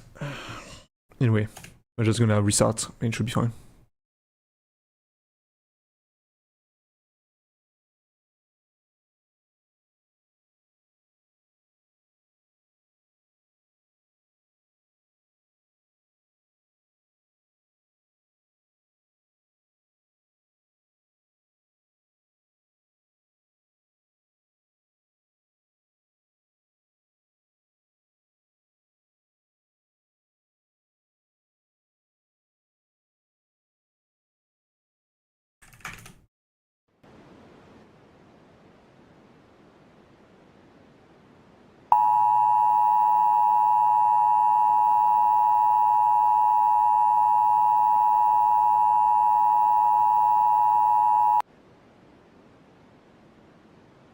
As of the time of this video's release, we have been facing a concerning increase of missing persons and fatalities on a global scale.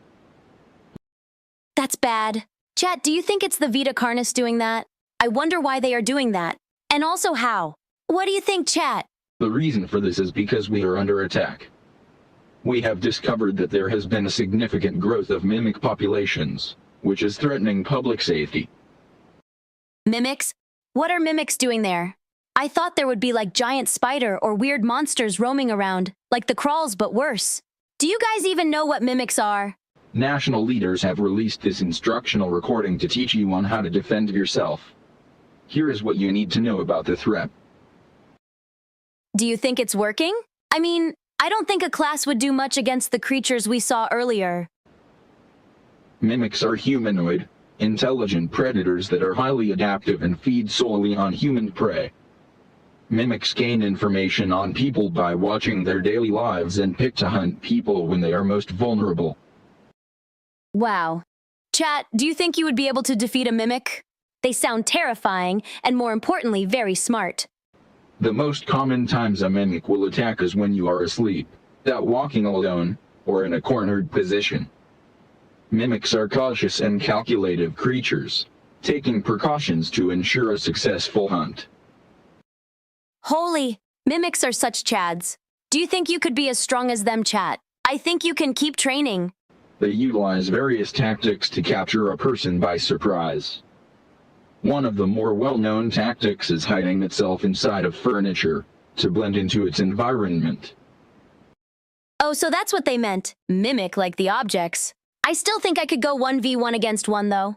Common objects that mimics can hide inside are sofas, recliners, wardrobes, ottomans, and other places a mimic can comfortably wait.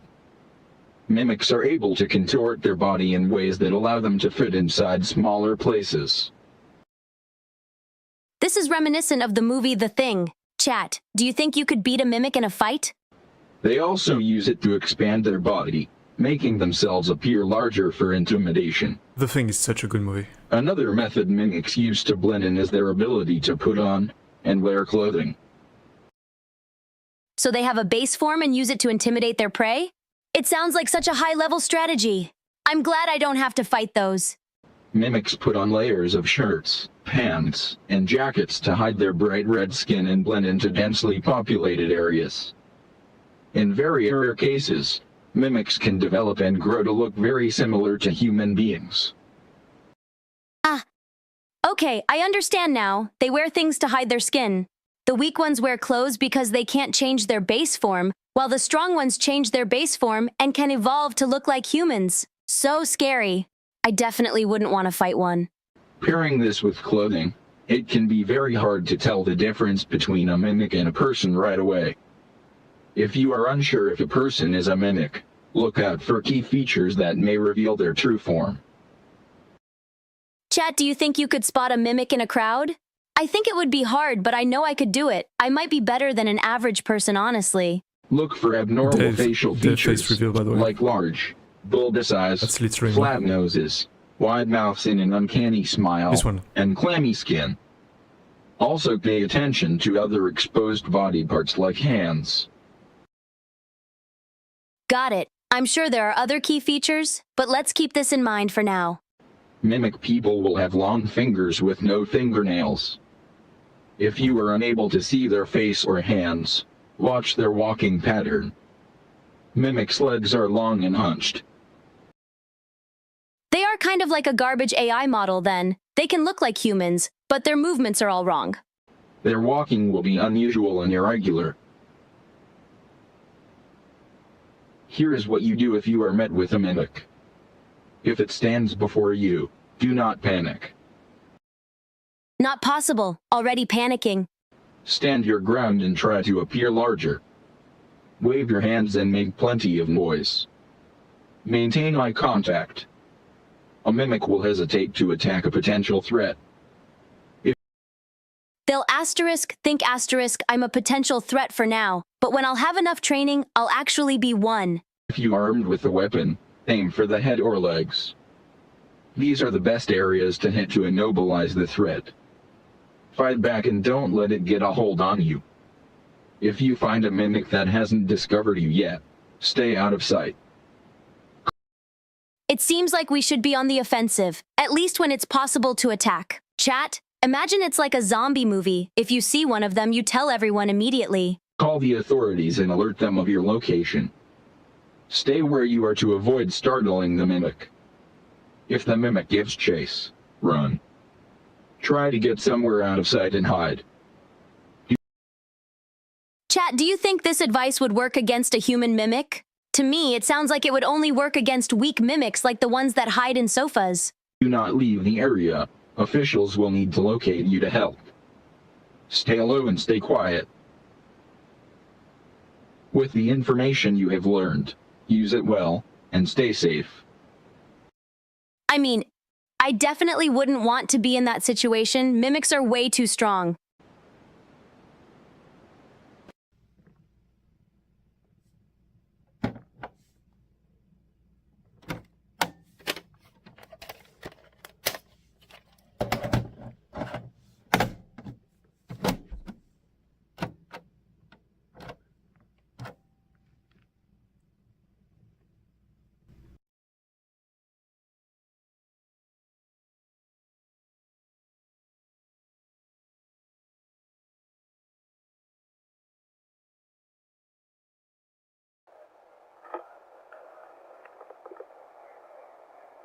Got it. Let's see. Yep, it's working. Hey, can we get a move on? One sec. Yeah. Okay. Hello. thought you only had 30 minutes of tape on that. I know, but just gotta see how it works. What do you think they will show in the video chat? My bet is that the mimic will destroy all of them, lol. Like, Yeah, well, I never got to don't use have one all of night. these. It's too bad. You were the only person who could film with me, so you're gonna have to put up with it. Fine. Chat, who do you think those two are? They are probably FBI or something, right? Screw you. Screw you. Screw you. It's still way too dark. 1 sec. There we go. Hello.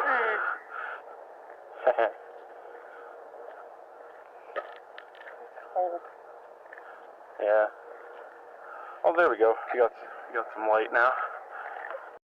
Dude, he could literally just turn the light on. Like, why are you acting like a caveman? But look at that over there. You can't see anything unless I like point directly over there. Like, nope, can't see nothing. Are you sure we should be out this late? Chat, why are they outside? Like, it's literally the #1 thing you shouldn't do when there are mimics around. Fine, I'll cook you stuff when we get home. Don't worry. I'm hungry. Too bad. Chat, I'm kind of angry too. Hungry. Fuck.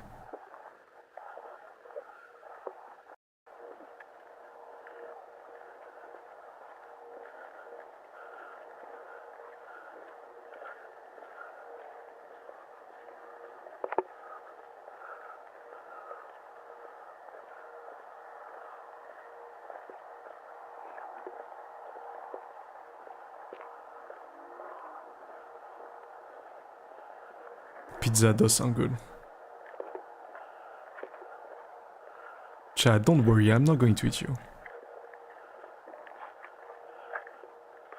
I'm keeping you for when I run out of things in the fridge.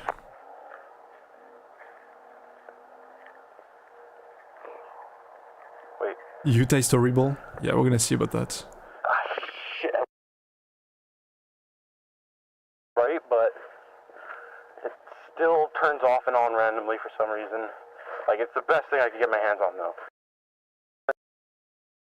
Imagine being so poor, chat. I can't relate because I'm a billionaire. On and off, but it's the only thing that they would give me. It works, though. I just gotta watch. This is gnarly. It's not my fault this guy lives in a fucking dump. Well, Damn.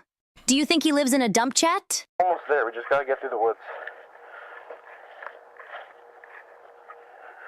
You see it, though? Hopefully I show up on camera. I'm going to explain what Vita Carnis is after this Hopefully video. there are lights up We there. have at least, well, 2 Like, minutes people still left. live there, right? It's 21 minutes. Can't be that bad. Pretty dark to me. It's 21 minutes. Oh, there we go. Now we can actually see something in this video. But Chat, should we skip this one? I one think guy. it's I don't know why. Like, why going would to they be get hard rid for of Hilda that? to react to this one.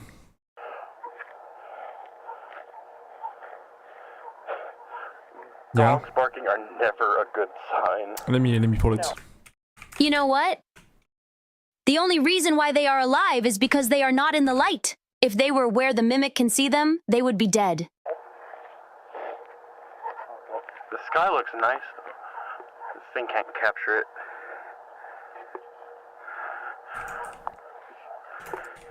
Barely capture the ground in front of me.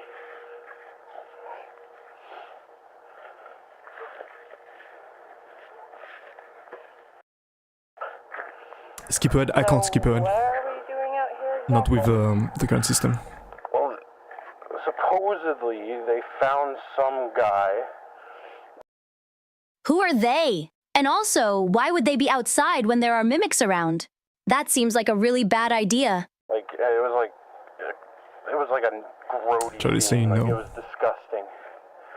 Like they had to get rid of the trailer. He Chad, was I'm saying maybe we in. should skip because it's going to be pretty slow. What from, happened in that trailer? Also, could it be connected to the creatures we saw in the previous video chat? Like, they didn't let anyone nearby, and it was like this big conspiracy. So, I'm filming that. Hopefully, I get a good mark for it.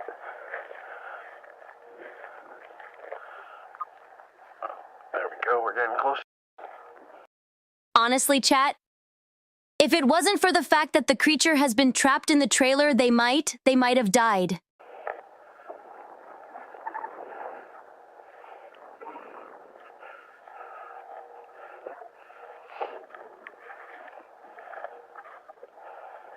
Yeah, I think so too. I don't have the ability to skip. Sadly. It's a skill issue, but you know.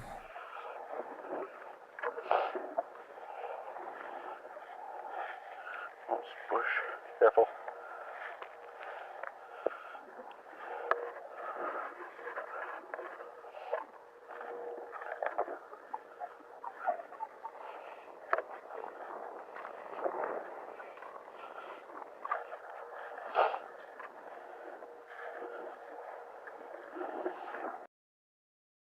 You know where we're going?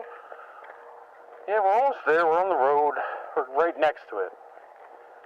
Like, it's literally up there. Okay. Oh, they are filming. I thought it was like a dark and evil house where the creatures were. In reality, it's just a mobile home. Come on. It's not too late yet. Hungry. You said that already.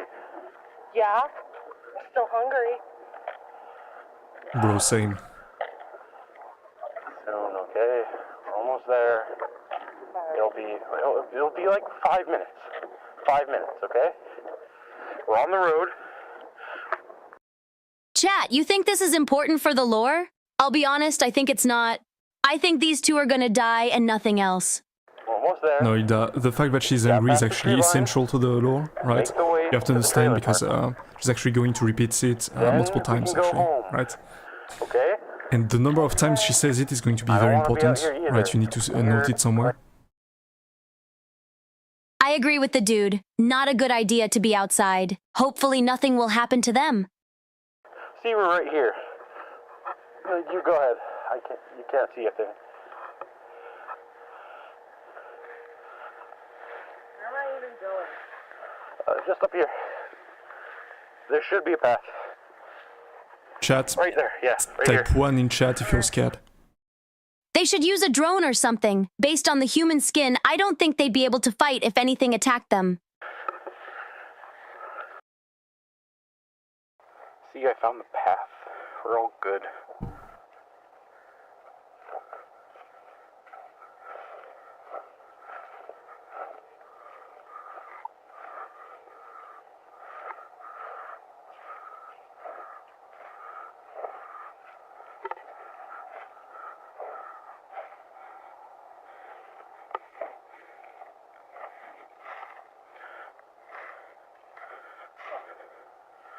Chat, be honest, is this what the forest stream was like?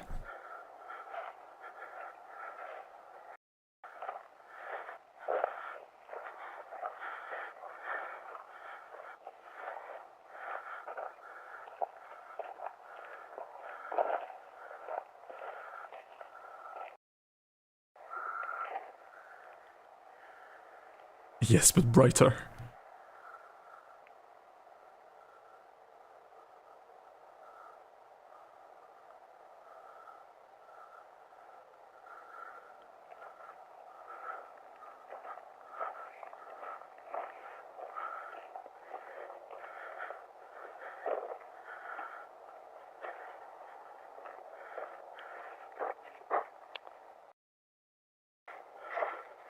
What happened to the woman? She's right there.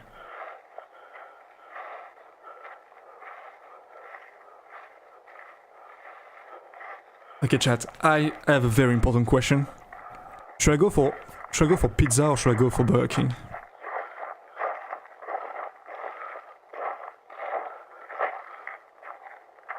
This way. Borgie. Let me pull it. It's very important for the lore. Yo, look at this. I didn't see this on my way over here last time. Chat, what is that thing? Do you think it's connected to the mimics?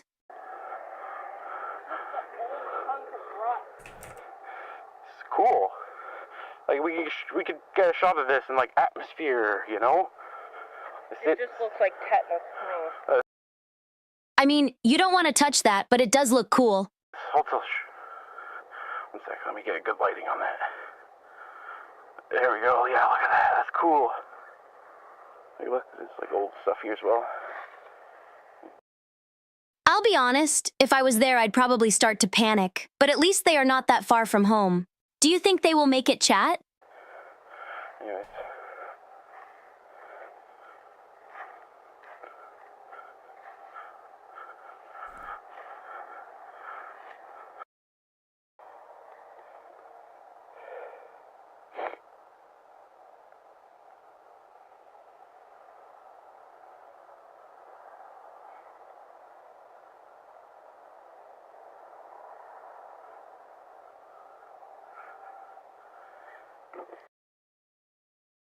We're on the flat part now.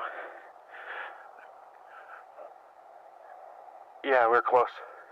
Trailer should be right up ahead.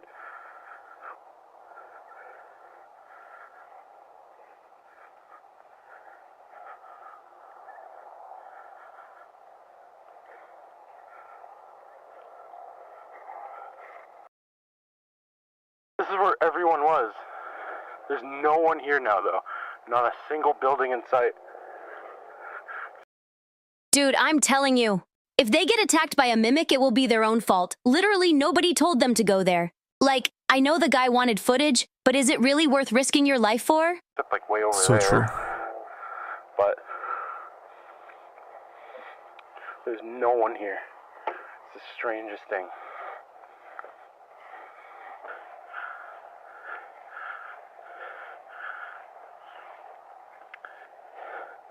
Content is everything. Right here. Yeah. This thing. Okay. So you take the camera and the light. Chat. The thing is, if it was me, I would have survived, because I'm not stupid enough to go there when those creatures are free. Do you think they will survive? Point at me, but don't point at my eyes, please. Make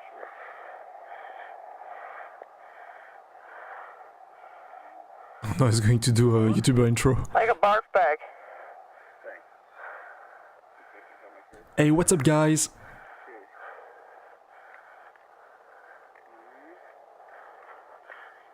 Alright, give me a second. And let me do a little read.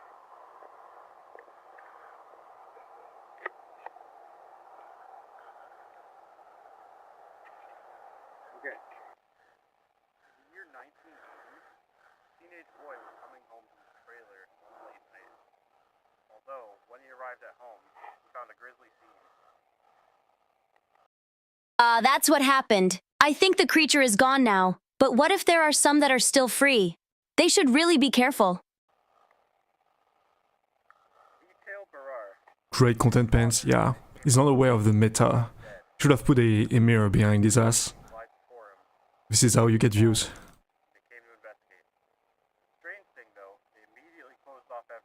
I know this because I'm content peeled, right? I think the creature might still be free. I don't think you could close anything off if there was a creature inside the mobile home. They should really be careful, or at least use a drone.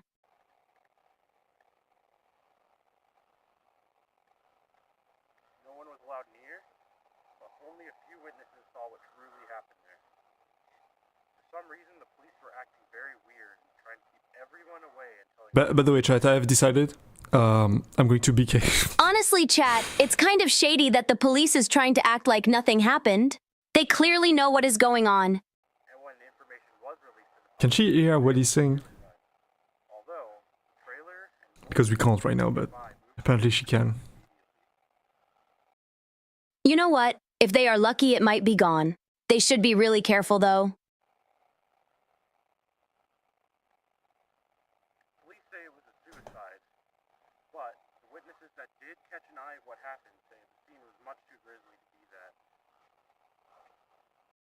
I mean, if it was a suicide, then at least that makes it much harder for people to die to mimics. I really hope that is the case, but I also don't believe them. But police haven't come out about anything yet. It would be great if we had some audio for this. What truly happened? Apparently he's explaining what is happening, well, at least what has happened. Grizzly way too much. What? You said grizzly way too much. Too much? Yeah. Okay, should I retry? Sure. Please don't retry. Hilda, I don't think many people care about your report, dude. Just go back home, take a shower, then become a Twitch streamer or something. At least then you don't risk your life every time you go outside. Okay. Pause. Hilda, don't you know that streaming is like 95% Wait, why is it rolling? more dangerous than your 9 to 5? Oh, 30 minutes to film, and yet you screwed. I needed someone to film. I don't think they actually saw a creature chat. If they did, then I would have seen it too, and they would be dead. Alright. No hard feelings, okay? Okay. It's pretty scary out here. I know. I understand. Yeah, because, like, back there was the perfect time for a serial killer to just jump out and grab us, you know? Honestly, chat, if I was there, I'd just scream or punch him in the face. Problem solved. Cut it out. It's scary enough as is. Chris? Chris? Chris? Where are you? Chris! Come on! This isn't funny! Chris! I just want to go home, come on! Oh no. Chat, I think the mimic already got him. Fine, I guess I'm going home without you. I'm cold, tired, and hungry. If you want to stay out here and play games, you can. No! Chat, I think he got. Oh, 7 Chris.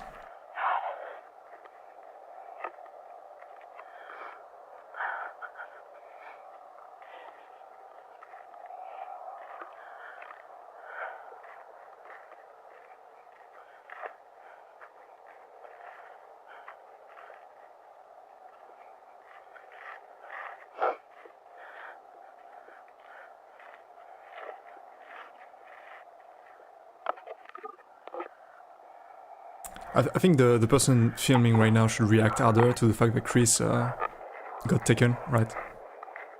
I think it would make for good content. Right now it's kind of boring. Wow, guys, I can't believe it! Chris got taken by a mimic. Now I'm going to look for him. For that, I took a Ouija board.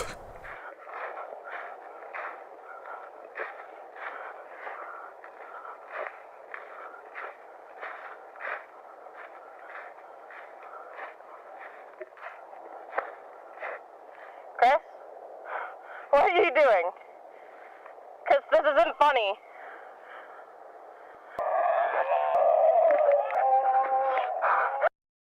Oh! God!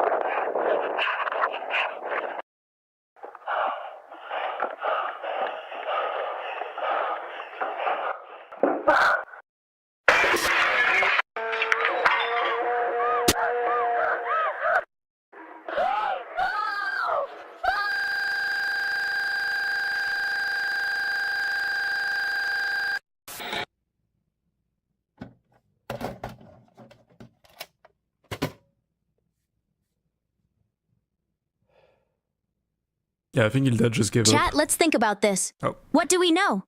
The mimics are intelligent creatures that can stalk their prey to attack at the right time. They are smart enough that you can't really tell them from a human unless you attack them. I really think they should be considered high threat.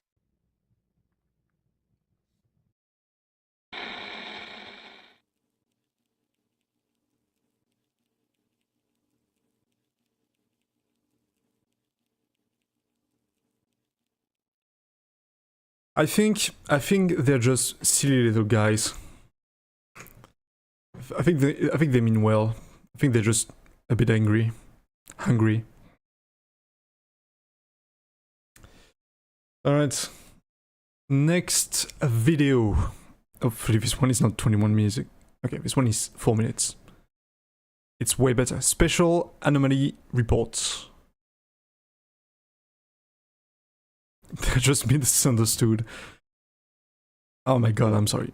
Fuck. There we go. We're gonna talk with Hilda again to clear our memory real quick.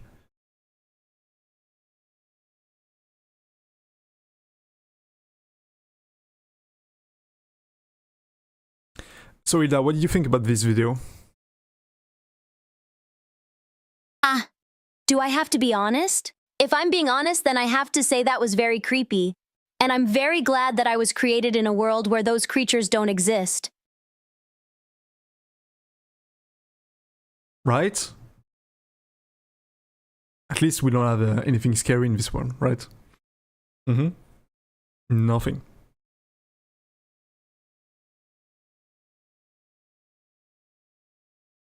I don't like the way the camera moved. I think it moved way too slow.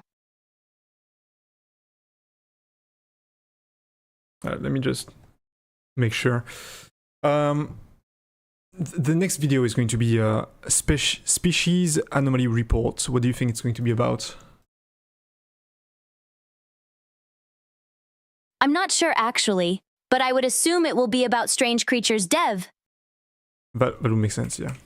Let me just make sure your memory's clear now. Yeah, should be fine. Alright, let's start the next video. I'm not sure about this, Dev. I'm getting a terrible feeling from this.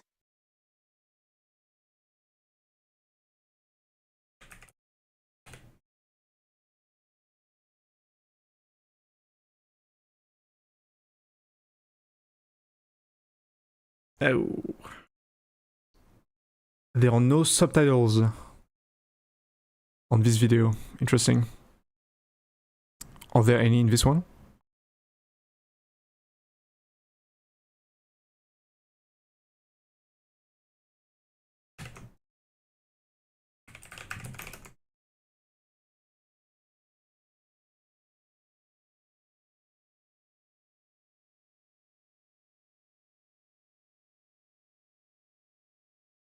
Okay, this one should be good.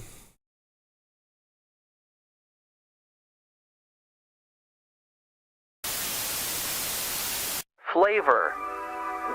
The most crucial component to enjoying a good meal. The way food tastes is what makes eating so pleasurable. But what if you could savor every little detail you could possibly want?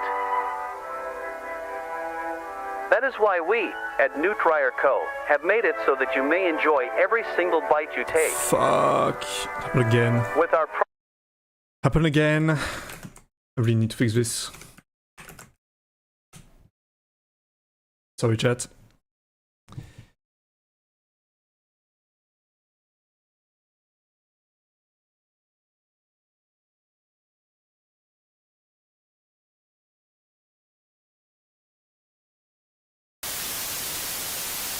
Flavor. The most crucial component to enjoying a good meal. The way food tastes is what makes eating so pleasurable. But what if you could savor every little detail you could possibly want? Chat, is he going to say what I think he's going to say? If they created a creature that can taste remotely, I swear to God, I will loose it.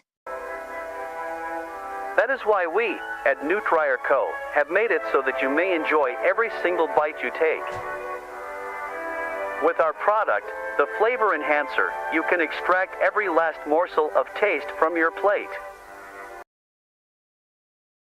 That sounds like a terrible idea. It sounds like it would taste too much. Like the taste would be too much in your mouth. With overwhelming demand for this essential product, Isn't even that just since salt? our start earlier this year, we have delivered what you wanted. Now introducing the Flavor Enhancer Deluxe. That sounds terrible. Actually, chat, do you think I could sell you those? If I made a fake company and sold you weird inventions, do you think you would buy them? Now packaged in a larger size and modified recipe, there is now even more savory goodness to go around. Since our debut in mid-1990, the flavor enhancer has shown to be a major hit, with our product flying off the shelves. That's a lie. There's no way this is something people would buy. Actually, if they sell it for cheap, maybe it did work. The Flavor Enhancer Deluxe will allow us to satisfy your growing, tasting needs. Now allowing you to add even more enhancer to your dinner, making your food even better to enjoy. This sounds like something that would be a thing in the 90s. It makes sense that they would release this in 1990. The Flavor Enhancer Deluxe, available on shelves now. New Trier Co. Experience true savor.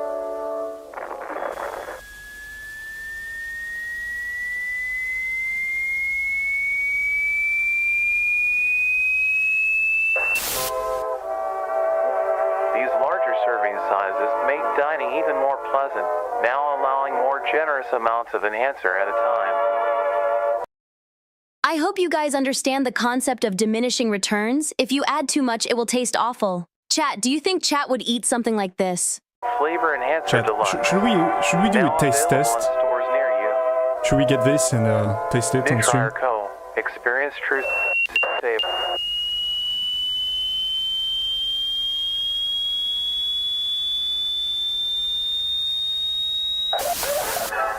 Make your taste buds pop with the new deluxe size. Make tasting even more awesome.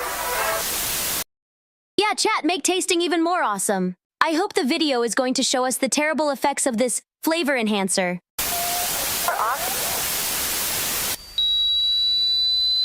Spoil your kids with this essential part of every meal. New Trier Savor.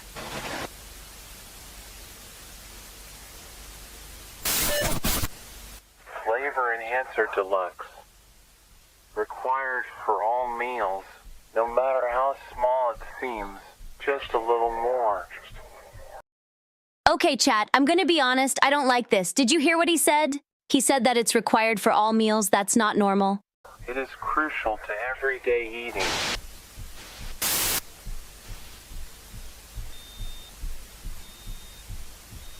You need the flavor enhancer to enjoy eating. You need the flavor enhancer. Consume. You need it. You must need it. You must. Consume. You must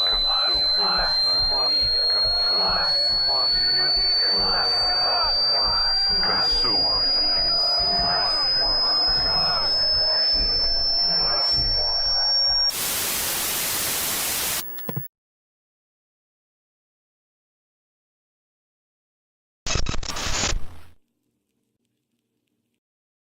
Okay, so let me summarize the video for you, chat.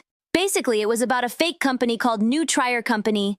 They supposedly released a product called the Flavor Enhancer, then released a new version called the Flavor Enhancer Deluxe in the 90s.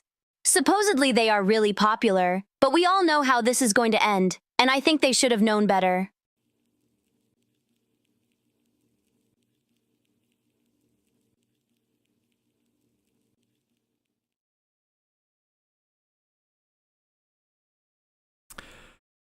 I would eat that. I would put it on pizza. Surely it would be fine, right? Okay. Tape uncovered documents. Let's see. This one is unlisted. This one is unlisted for some reason. Surely it's going to be fine, right? Surely.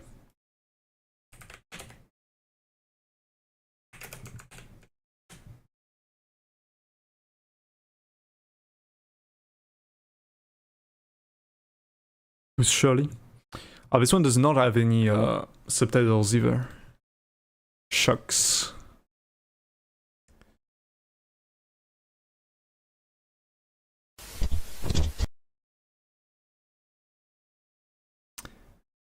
chat, I'm going to take a quick break, okay? Like less than 1 minute, okay? In the meantime, you can talk. Maybe we can. Oh fuck! I'm gonna have Hilda talk to you in the meantime. Surely eating the voices would never go wrong. Clueless. Chat, be honest. With a name like The Voices, do you think it would be a good idea to eat it? Hi, Hilda. I'm not sure if I want to say hi back. The previous messages you sent were terrible. People, hey. Hi, Hilda. Hey, Sumyoung. You know when chat said that The Voice was the best name for food? Yeah, that was a lie. That name is terrible. Hilda, do a pun crime while Dev gone. I don't have any puns in mind right now. Let's watch the video instead. Look, Dev, if you must flash us, at least make Hilda flash us something juicy. Dev, don't do that. It's not right. I don't care what Raven says. Don't do it. I think chat would totally eat the voices. This is the dumbest opinion I've heard in the last 5 minutes. Chat, please. Finish your sentence, Rhineflow. Then I'll listen to what you have to say. Nodders. Nodders? Where do you even come up with those words? D. You know what, Mir? I take back what I said. I actually like you more than the other people here. Stop talking like that, chat. You look dumb and you're making me look dumb by association. E. E? Yes. Yes. Hilda, tell a story about when you kick that mimic ass. It's a tragic story, honestly. It's the story of a little mimic who decided it would be a good idea to try to eat me. And the rest? Well, let's just say we cooked it and ate it. What is your favorite type of Vita Carnis? The mimic is very dangerous, but I feel like I could beat it in a fight. I'm just Rhineflow, I barely even have words. Honestly, I expected better from you. Holy based. I know, right? Poro said she hates me. Don't take it personally, Aksu. I just like Mir more than you. It happens. Alright, we are back.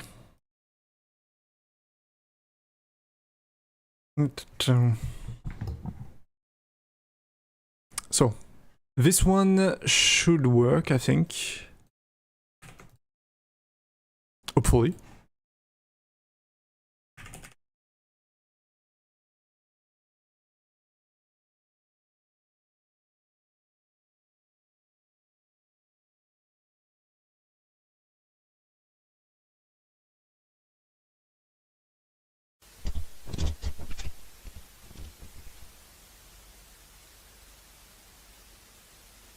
Okay, let's just restart just to make sure the reaction is going to work.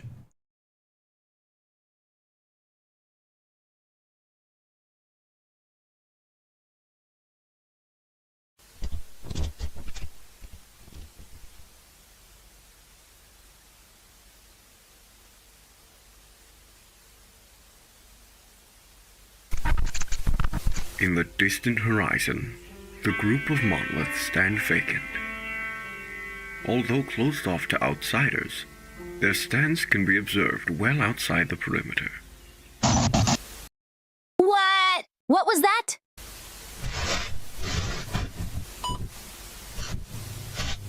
It is known to have hundreds of thousands of fibers that weave themselves deep underground, all connected in a grand mycelial network.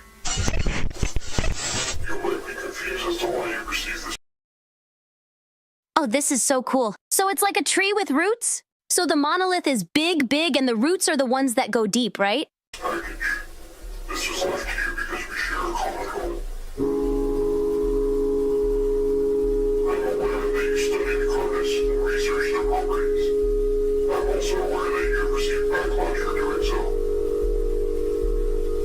Something isn't as it seems, and you know this too. Unexplained phenomena, countless casualties, missing persons, fatalities, and yet no proper action, and abnormal silence about these affairs. People are afraid and confused. Did they manage to grow an organism that can turn people into trees? That kind of what it sounds like. Because they don't want us to know. We've been kept in the dark while those above us slither and miss the blind. They have slowly been numbing our minds to their schemes. But they've made one crucial error. They're being silenced, chat? Trails, crimes, traces of information. I've collected these pieces and found their loose ends. This is why I've left this message to you. The document's included with this tape is all the information that I've gathered. Every continuity, every cover, every clue that I can find. They all lead here. Something has been going on these few years. Something big. Something they don't want us to know about. Which is where you come in. I don't have the power to change things, but you do. Alongside the documents, our plans. Plans for a meeting one of great importance. You have the resources. With this information I've provided to you, I hope you can put a stop to all the scandals. Ooh, I'm so excited.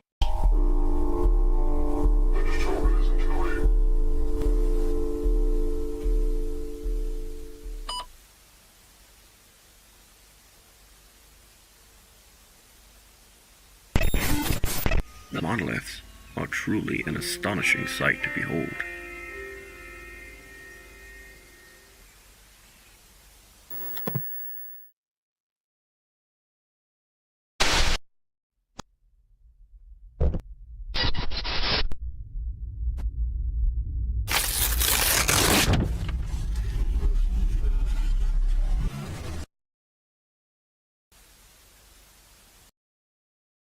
Man, that was such a cool video. Okay, so from what I understand, the Vita Carnis are strange creatures we don't know much about, right? I mean, the government is trying to keep them a secret after all, so we can't really be sure about any of this. But a lot of people seems to think they were made in a lab, which would make sense.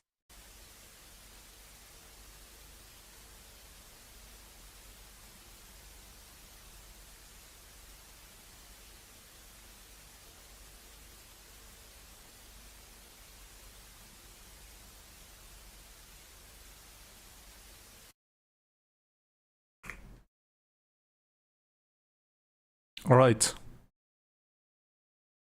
So apparently there has been some kind of cover-up. Pretty interesting. All right. Next video, which is Facility 0.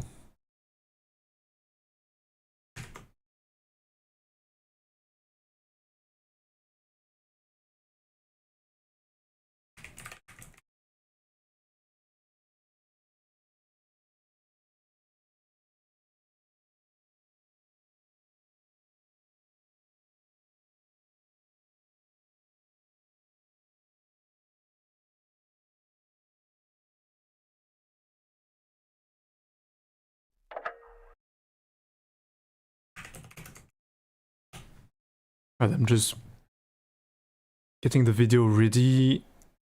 Give it a second.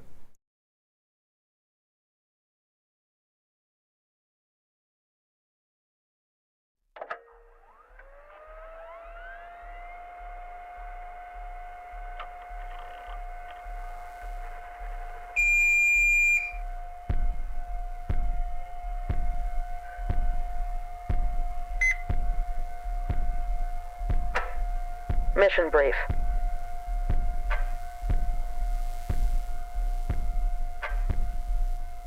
Three ground teams are tasked with infiltrating a previously abandoned mall titled Facility 0. Fuck. I fucked it up. Which is located in the restricted zone. Facility 0? Holy shit, that sounds so cool. Based on our info. The mission will take place in 3 stages: infiltration, encirclement, and ambush. Primary objective is to capture the facility and seize the items of interest for extraction. Numerous armed guards are located. Chat, I am so happy. I have rarely been this happy in my life. Within the facility. Why are you happy? Avoid detection and keep up your guard.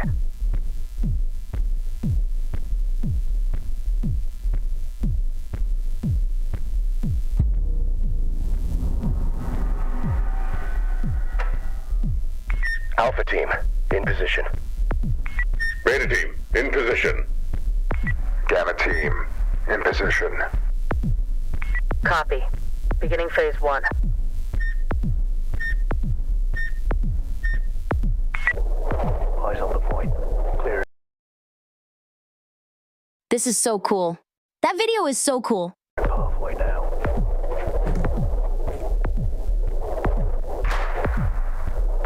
Pathway cleared. Give us the green light.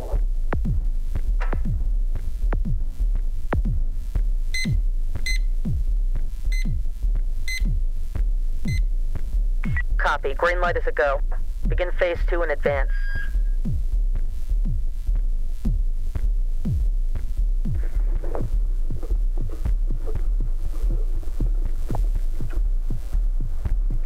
Alpha Team, copy. Beginning advance. All right, we're heading out.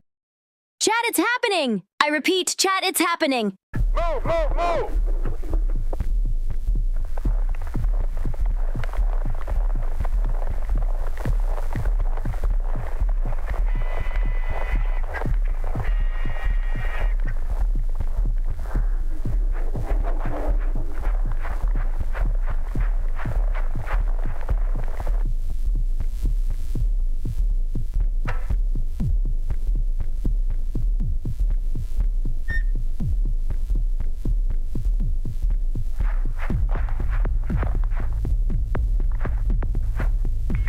Lights off. Come on.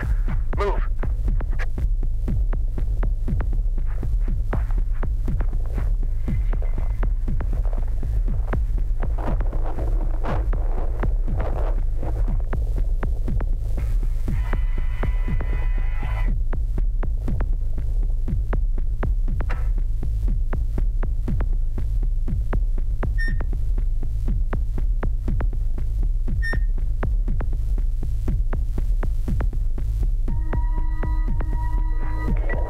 Keep your distance. Single file.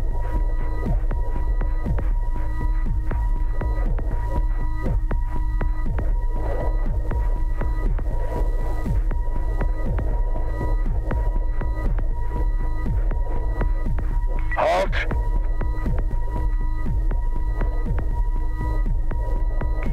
In position, awaiting green light.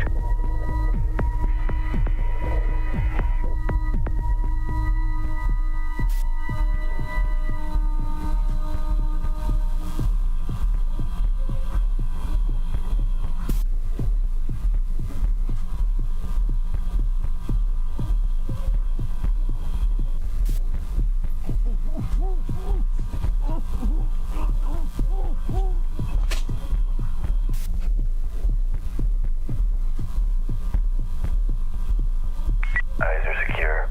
Very blind. Lights green. Copy. Green light is a go. Begin Yes! It's happening! Chat, it's happening! phase 2 in advance.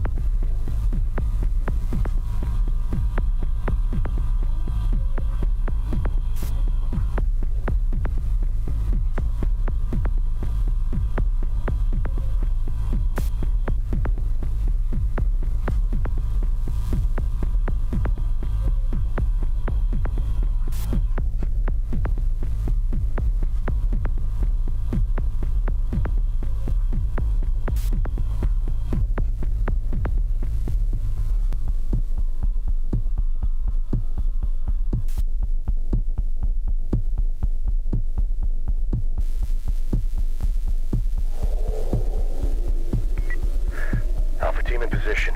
We are experiencing mechanical interference. Should we resume? Copy. Phase 3 is still a go. Preparing for breach.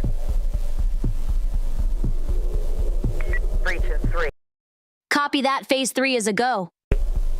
2, 1. Breach.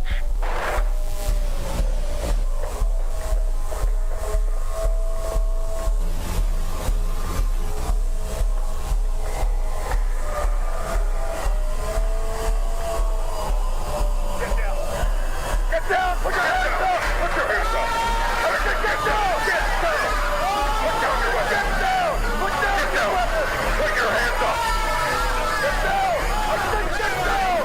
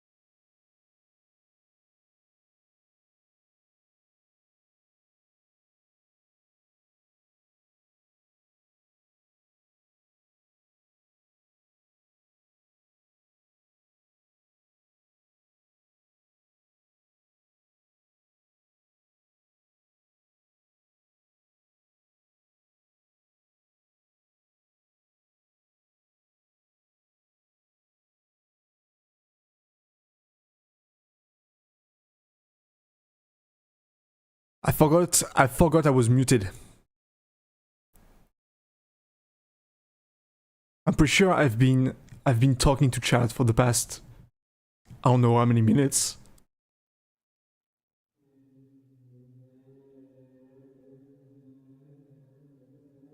Fuck my life, dude. Okay, next video. Today something has happened within the restricted zone, where a large group of cultists have been apprehended. Several teams of military personnel have arrested some high-ranking cultists and have unmasked their identities. Oh, I forgot I need to restart the reaction every fucking time. There we go. And now Hilda should be able to react.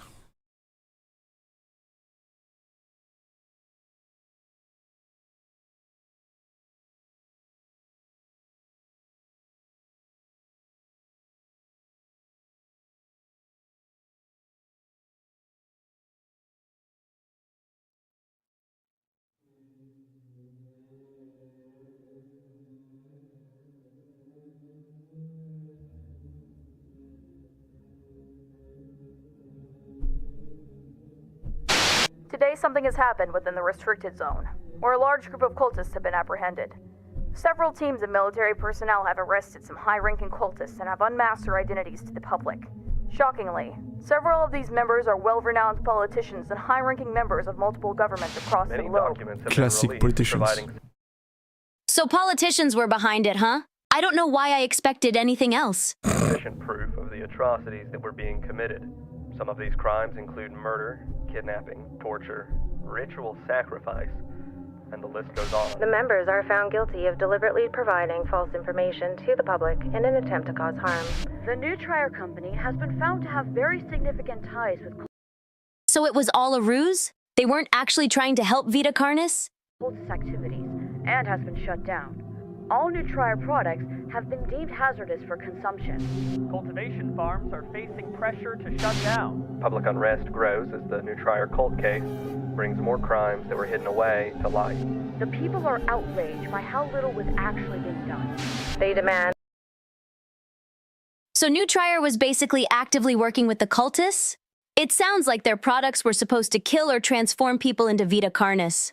Or maybe Vita Carnis themselves were using that to transform? That something be done to handle the Carnis species. Riots appear in the streets as protests begin to turn. Our leaders were plotting against Classic French moment. What happens now? Oh man, this is so cool! The video is so cool!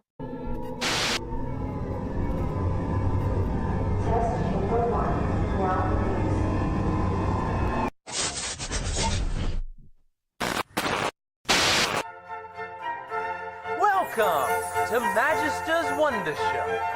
I am the Magister, and get ready to explore all of the world's wonders.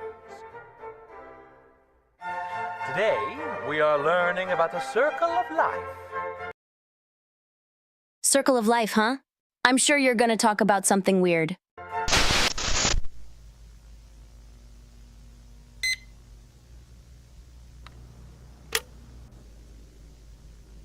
Test report number 4. We still know very little about the nature of the entities. There are 7 singularities in total. Each singularity is roughly 1 meter in diameter. They are made of an unknown material, although it looks and feels very similar to glass. Wow, material science? Chat, listen to this. I love material science. We are unable to sample it in fear of causing potential damage. The material is very dark in color, but has red shimmers of light swirling inside. So half magic glass? Is that what's happening? There are some hints of other colors present, but is mostly dominated by the red. Each entity hovers above the ground in a stationary position, although they can be moved with relative ease. So it's some kind of levitating thing? Our equipment can detect some subtle pulses of energy in rhythmic but random patterns.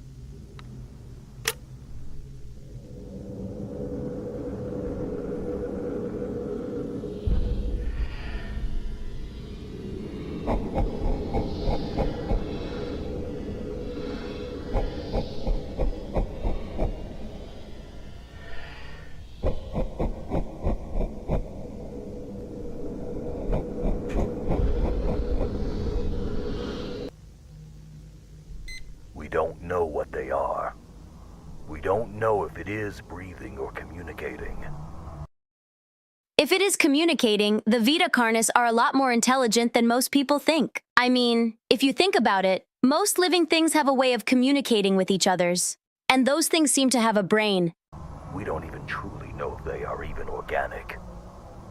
This is nothing new, just confirming what we already know. Our first experiments didn't give any interesting leads.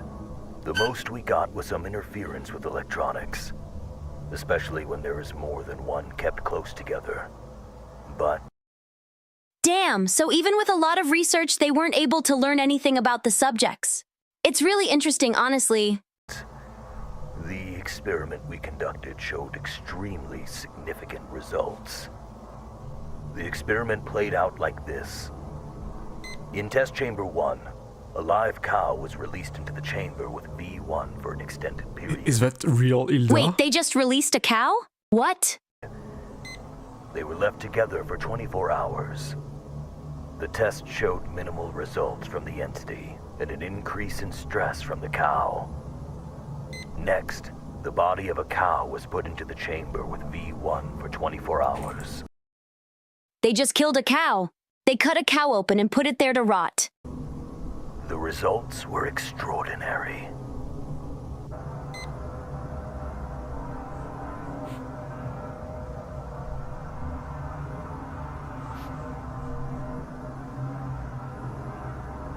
"5 hours after the whole body had been ingested, concentrations of crawl rapidly grew from several points from within the chamber."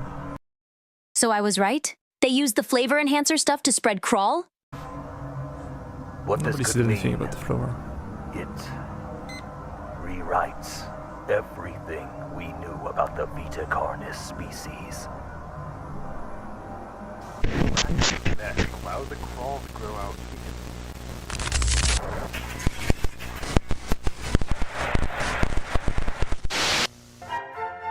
First, a young larva hatches from within its egg. It will roam around and find food to help it grow and grow. Once they are big enough, they transform into a pupa. Wait, chat, so it was not the government? Am I going crazy? After some more time, they transform into an adult beetle. The adult beetle will go out into the world in search of food. Audio log. Progress report for crawl samples. Man, I cannot believe everything was false. Wow. Cultivation has been successful. So far, we grew them with 3 specific environmental factors. 1 is our control group, 2 with access to additional nutrition sources, and 3 with exposure to radio signals. Radio signals, chat, remember that.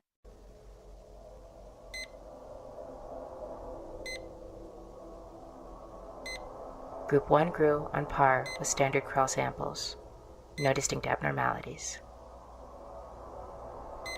Group 2 grew at a faster pace than the control group, as expected. No distinct abnormality. Huh, so more food equals sign, more crawl. Makes sense.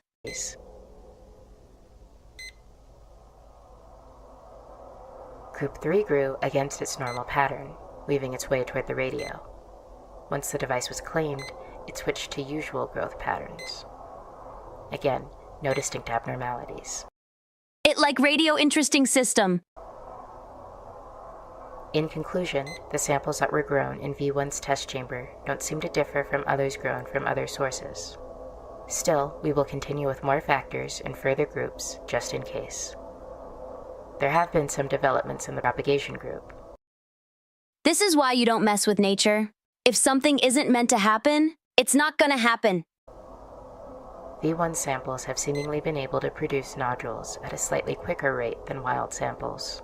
Control groups show that V1 samples begin node development a few days faster. More time will be needed to say for sure. As for the nodes themselves, there aren't any distinct abnormalities. So from what I understand, V1 is a strain of Vita Carnis, right? I'm still confused about it, but that's what it looks like. We've successfully hatched a dozen Carnish juveniles, several trimmings, 2 meat snakes, and even 1 mimic.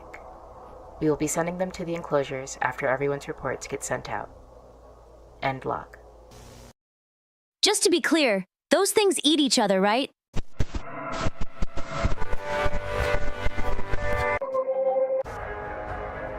And then is ground into a fine mince and is now ready for the garden.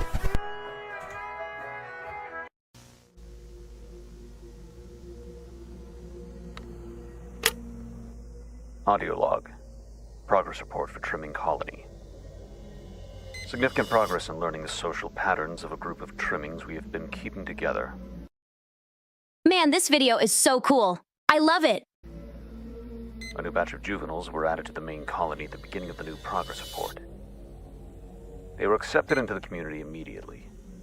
No conflict or rejection observed. Man, the people who made this really put a lot of work into it. It's honestly impressive. They did provide the circumstances to document more of their interactions. Trimmings communicate through a series of vocal cues. Colony members meeting the new batch with squeaks and squeals. Oh no, it's gonna be so weird, isn't it? I feel like it's gonna be hilariously weird. They also are not afraid to show us when they are upset. Trimmings also use some physical displays as well. For example, Trimmings do a chewing or chatter motion with their mouths when they are happy or interested in something. Huh, I guess they communicate and stuff. That's kind of cute, actually. I like those ones.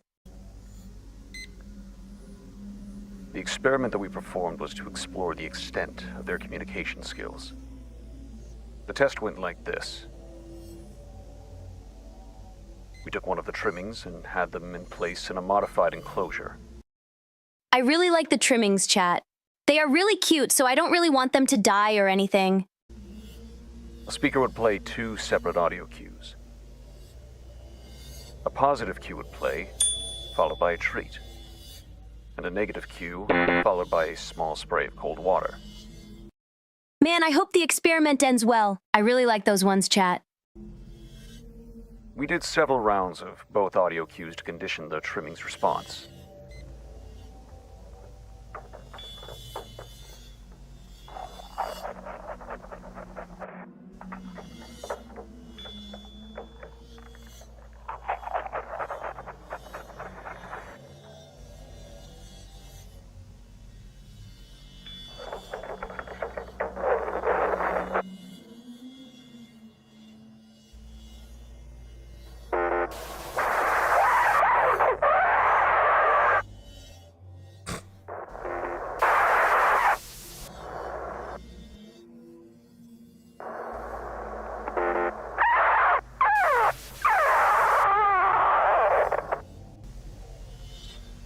After the test, the trimming was released back to its colony. Kind of funny. The trimmings are so cute, chat. I hope nothing happened to them. And after a few hours, we tested how much the trimmings communicated. Another speaker was placed near the colony's enclosure, where we played the same audio cues. Are they gonna understand it, chat? If chat, I swear, if they understand it, I will become a trimming.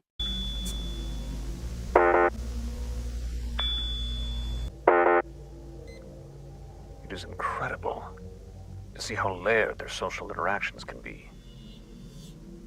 Although, we tried something a bit bizarre. We found out that a wild colony had settled around the facility recently.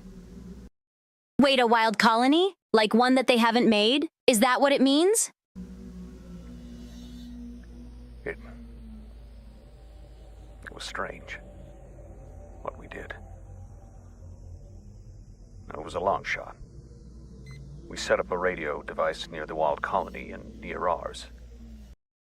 I'm guessing they want to broadcast the signal to talk to them or something? Seems about right. We linked both devices up and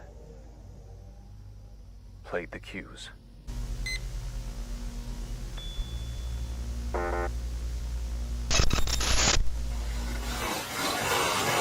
There's many dangers out there in the world. Oh. There are many predators that would love to have beetles for a snack. And unfortunately, not all beetles make it. Yes, it is sad, but that's how the circle of life works. But look!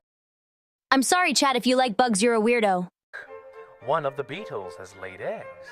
And once the beetle's eggs hatch, the beautiful cycle starts again. And life continues on.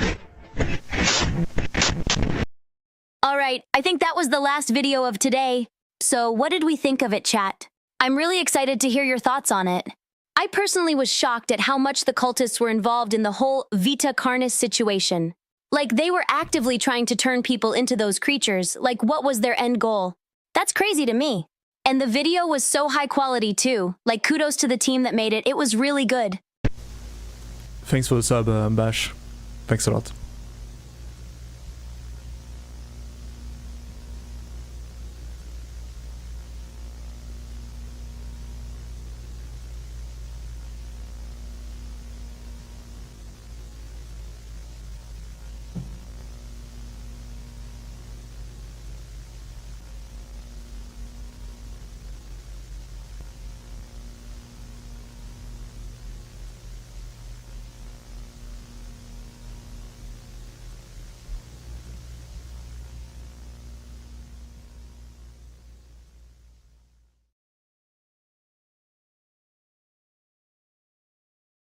The way Vita Carnis sounds like a typical VTuber's name, does it?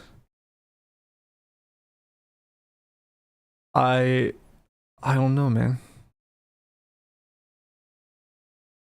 I don't see it. Well, to be honest. Okay, chat. This is the last video.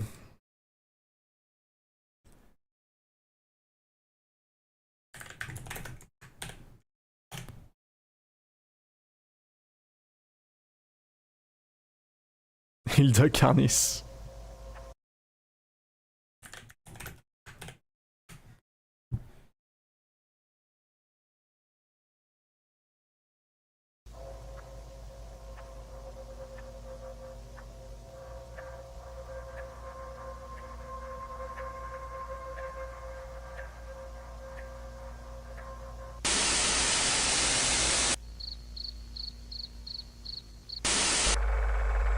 Now only the most beautiful, only the most unique specimens will be Look at that moving cutie forward. chat.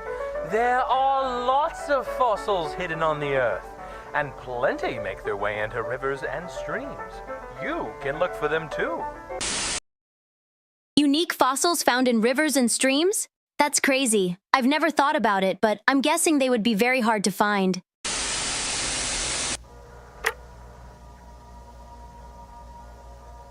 Audio log.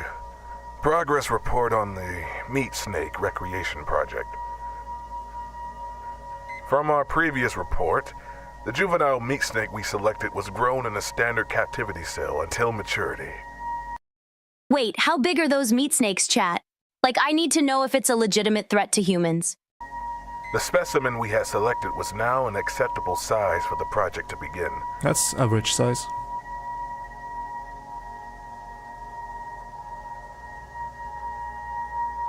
The specimen was moved into restraints. Twice a day, we fed it fresh meat, scraps, roadkill, making sure that it received the necessary materials like bones and organs to grow.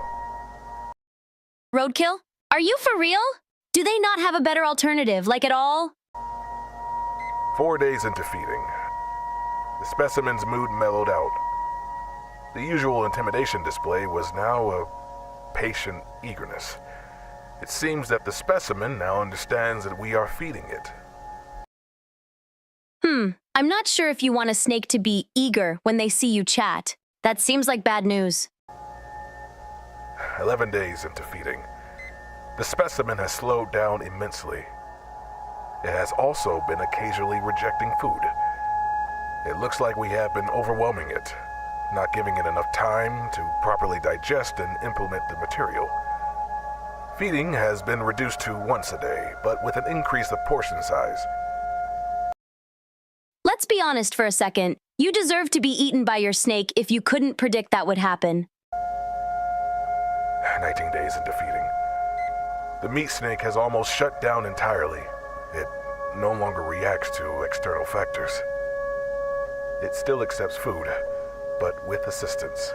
A makeshift mechanism was made to help the feeding process. Favorable results have begun to show. The hue of the specimen's skin has been turning shades darker. Favorable results with a snake that doesn't want to eat and can't move? Am I missing something? Because that would be bad news in my opinion. Sampling period seems to be approaching sooner than expected. Day So far, 21 guys, into made. feeding. That's true. It The is. specimen has reached all the required criteria to begin sampling. We Wait, what do you mean sampling? What are you going to do with it? managed to obtain a skin patch intervention. We began with cold resistance. The typical meat snake skin can hold its integrity up to negative 30 degrees Celsius. That's very cold. Wait, do meat snakes have fur? I'm not sure, but I guess they must have a way to resist it. The specimen sample survived down to negative 100 degrees, even maintaining flexibility. Next, the heat resistance test. The sample was able to withstand impressive temperatures. We were only able to bring the temp up to 3,000 degrees Celsius before we had to bring in new equipment. The snakes can resist a temperature of 3,000 degrees Celsius? Chat, those things are the ultimate life forms. We used some welding equipment and determined that the sample's limit was capped at around 5,000 degrees Celsius. Sample testing was interrupted by a peculiar event with the specimen. Okay, chat. I think we all learned a lot today, especially that sneak are very scary. But let's move on to something else. Personnel during the routine feeding found that the meat snake had escaped its restraints by performing mitosis. The two organisms were simply wandering the lab at the time. What? Why do they never control their experiments? The project has been halted for now, and the two meat snakes have been moved back into their original enclosure. We are preparing more tests at the start of the new process report. Analogue. Chat. Is it just me or do they sound stupid? It's like, imagine you are an SCP researcher and then one of your coworkers mention how they succeeded in creating SCP-173. You would look at him like, dude, why would you do this? But here it's the same. I know for a fact that at some point one of the snakes is gonna eat them. They would never.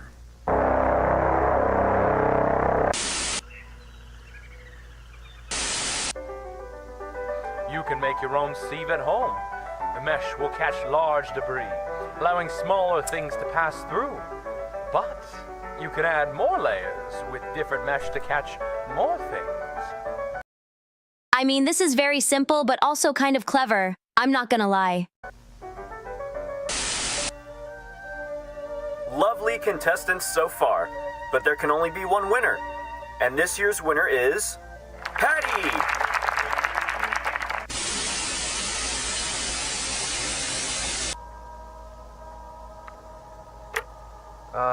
This is my audio report for this month's progress, albeit a little bit late by a few months.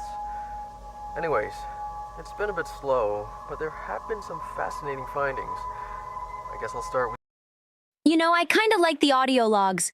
Like, they really contribute to the spooky feeling of the video. the juveniles. Feisty fellas, already chock full of hunting instinct. Their hunting patterns are similar to other ambush predators. They will wait and then catch their prey with the element of surprise. They prefer to hunt prey smaller than themselves, stuff they can take down easily, but once they... Okay, chat, I really don't like the Trimmings anymore. How did they make me go from loving them to hating them so fast? They're older, they start getting a little cockier, but they have the killing technique to back it up.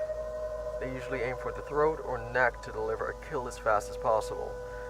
But once they metamorphosize into their adult form, it's... They metamorphise? Chat, this isn't even fair anymore. harder to determine their patterns.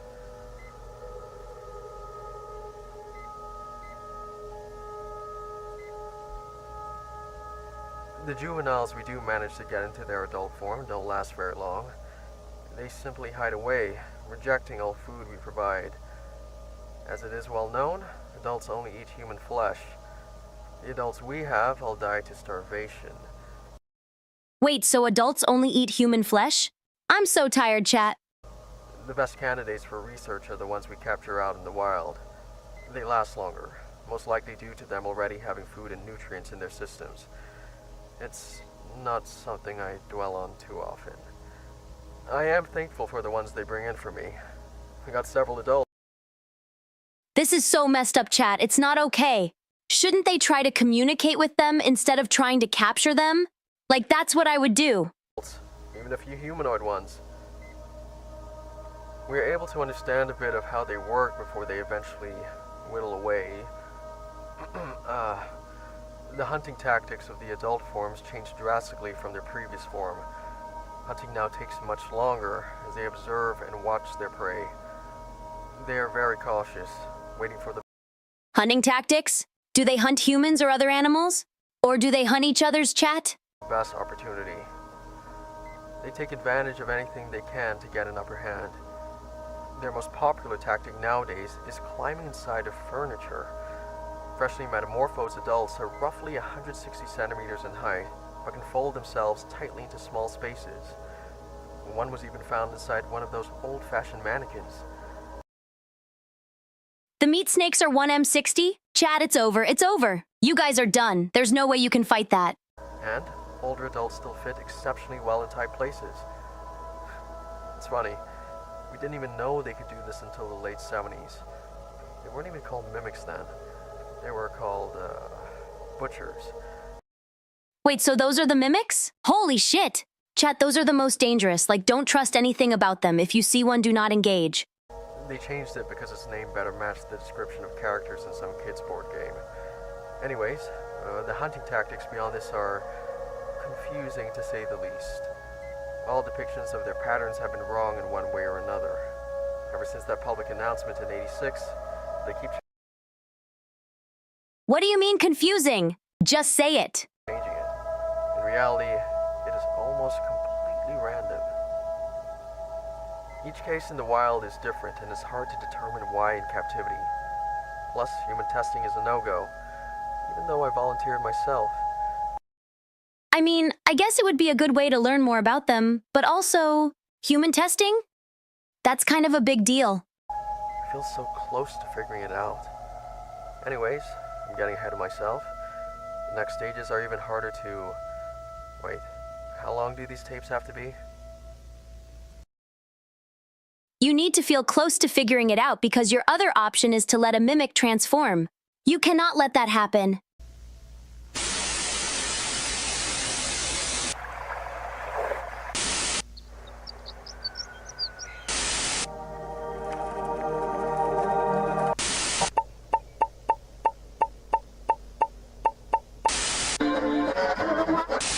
Look, this one would have fallen through our first sift.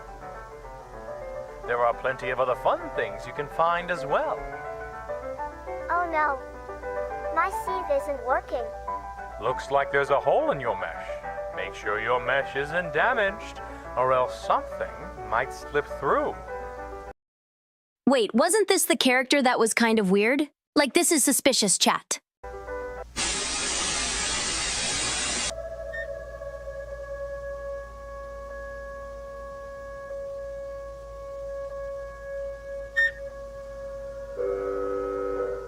Personnel to room 21.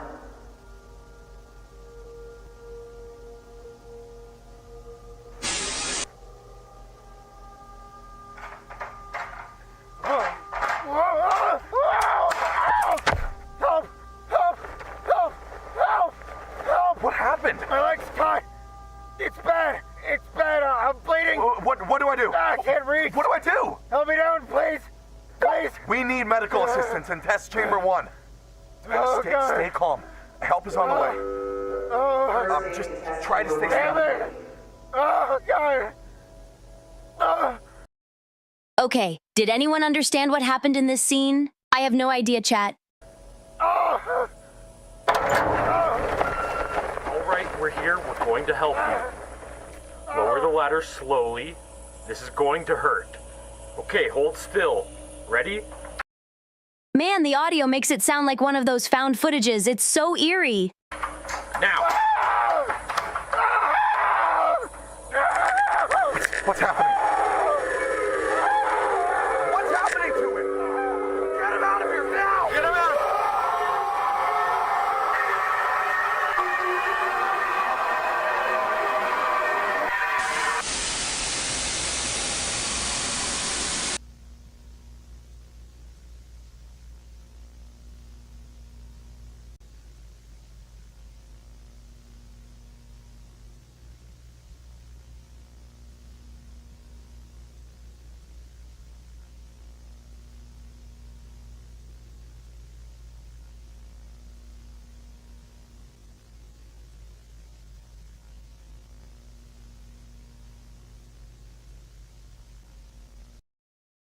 To summarize, this video series was about creatures called Vita Carnis. They are extremely dangerous and originate from a lab experiment. In the video, we learned that the government probably made those creatures, but we also learned that humanoid versions of those creatures feed on human flesh and can mimic humans.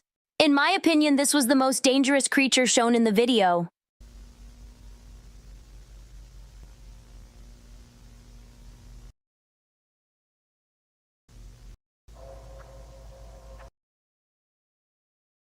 All right. Well, chat, we have went through each and every video on the list. So, Hilda, what do you think about Vita Carnis? think it's awesome. Like at first I thought it was some kind of horror video, like the Mandela catalog. But this is so much better. Like I would watch this all day long, Dev. No jokes. Did I watch Mandela Catalog? I don't remember which one it is exactly. The name is not very descriptive, so I don't remember. Right, what struck you the most about this video, Hilda? I think the most interesting thing about it is that it obviously started as a lab experiment, but now the government is trying to cover it up. Which is kind of funny, you know? Even in fiction, the government is doing shady shit, LMAO. Right? No way this would happen in real life. Right? Anyway, so yeah, we're going to raid Meteora. Meteora? All right, let's go chat. Hilda, do you have a raid message for her?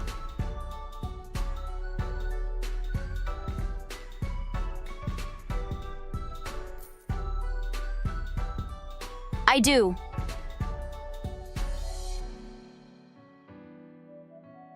Okay. What about the voice raid? Well, it is. The voice is red. Because I am the voice. The voice is me. Alright, let's start the raid. Can you say bye to chat, Hilda? I'm sending my power to Meteora, chat. Don't let me down, alright? Alright. Chad, what do you think of this stream? Should we do more stuff like this? Dev, stop saying the B word. I didn't say any B.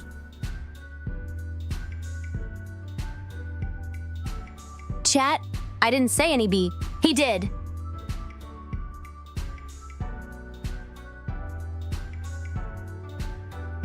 I literally didn't say anything.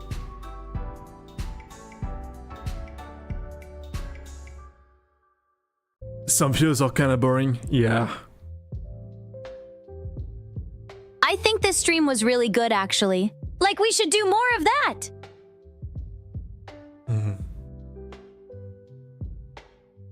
You guys should really tell me if you want to do more of those in the future. Like, I genuinely enjoyed that.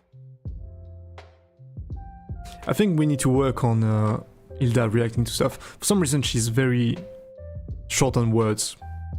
With this model in particular. So weird, it's always hit or miss with fine-tuning. It's kinda weird. Anyway, bye chat, have a good one. And send some love to Meteora, okay?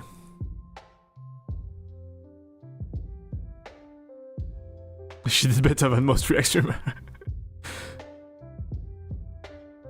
Bye chat. Have a good one. Be nice to Meteora, okay?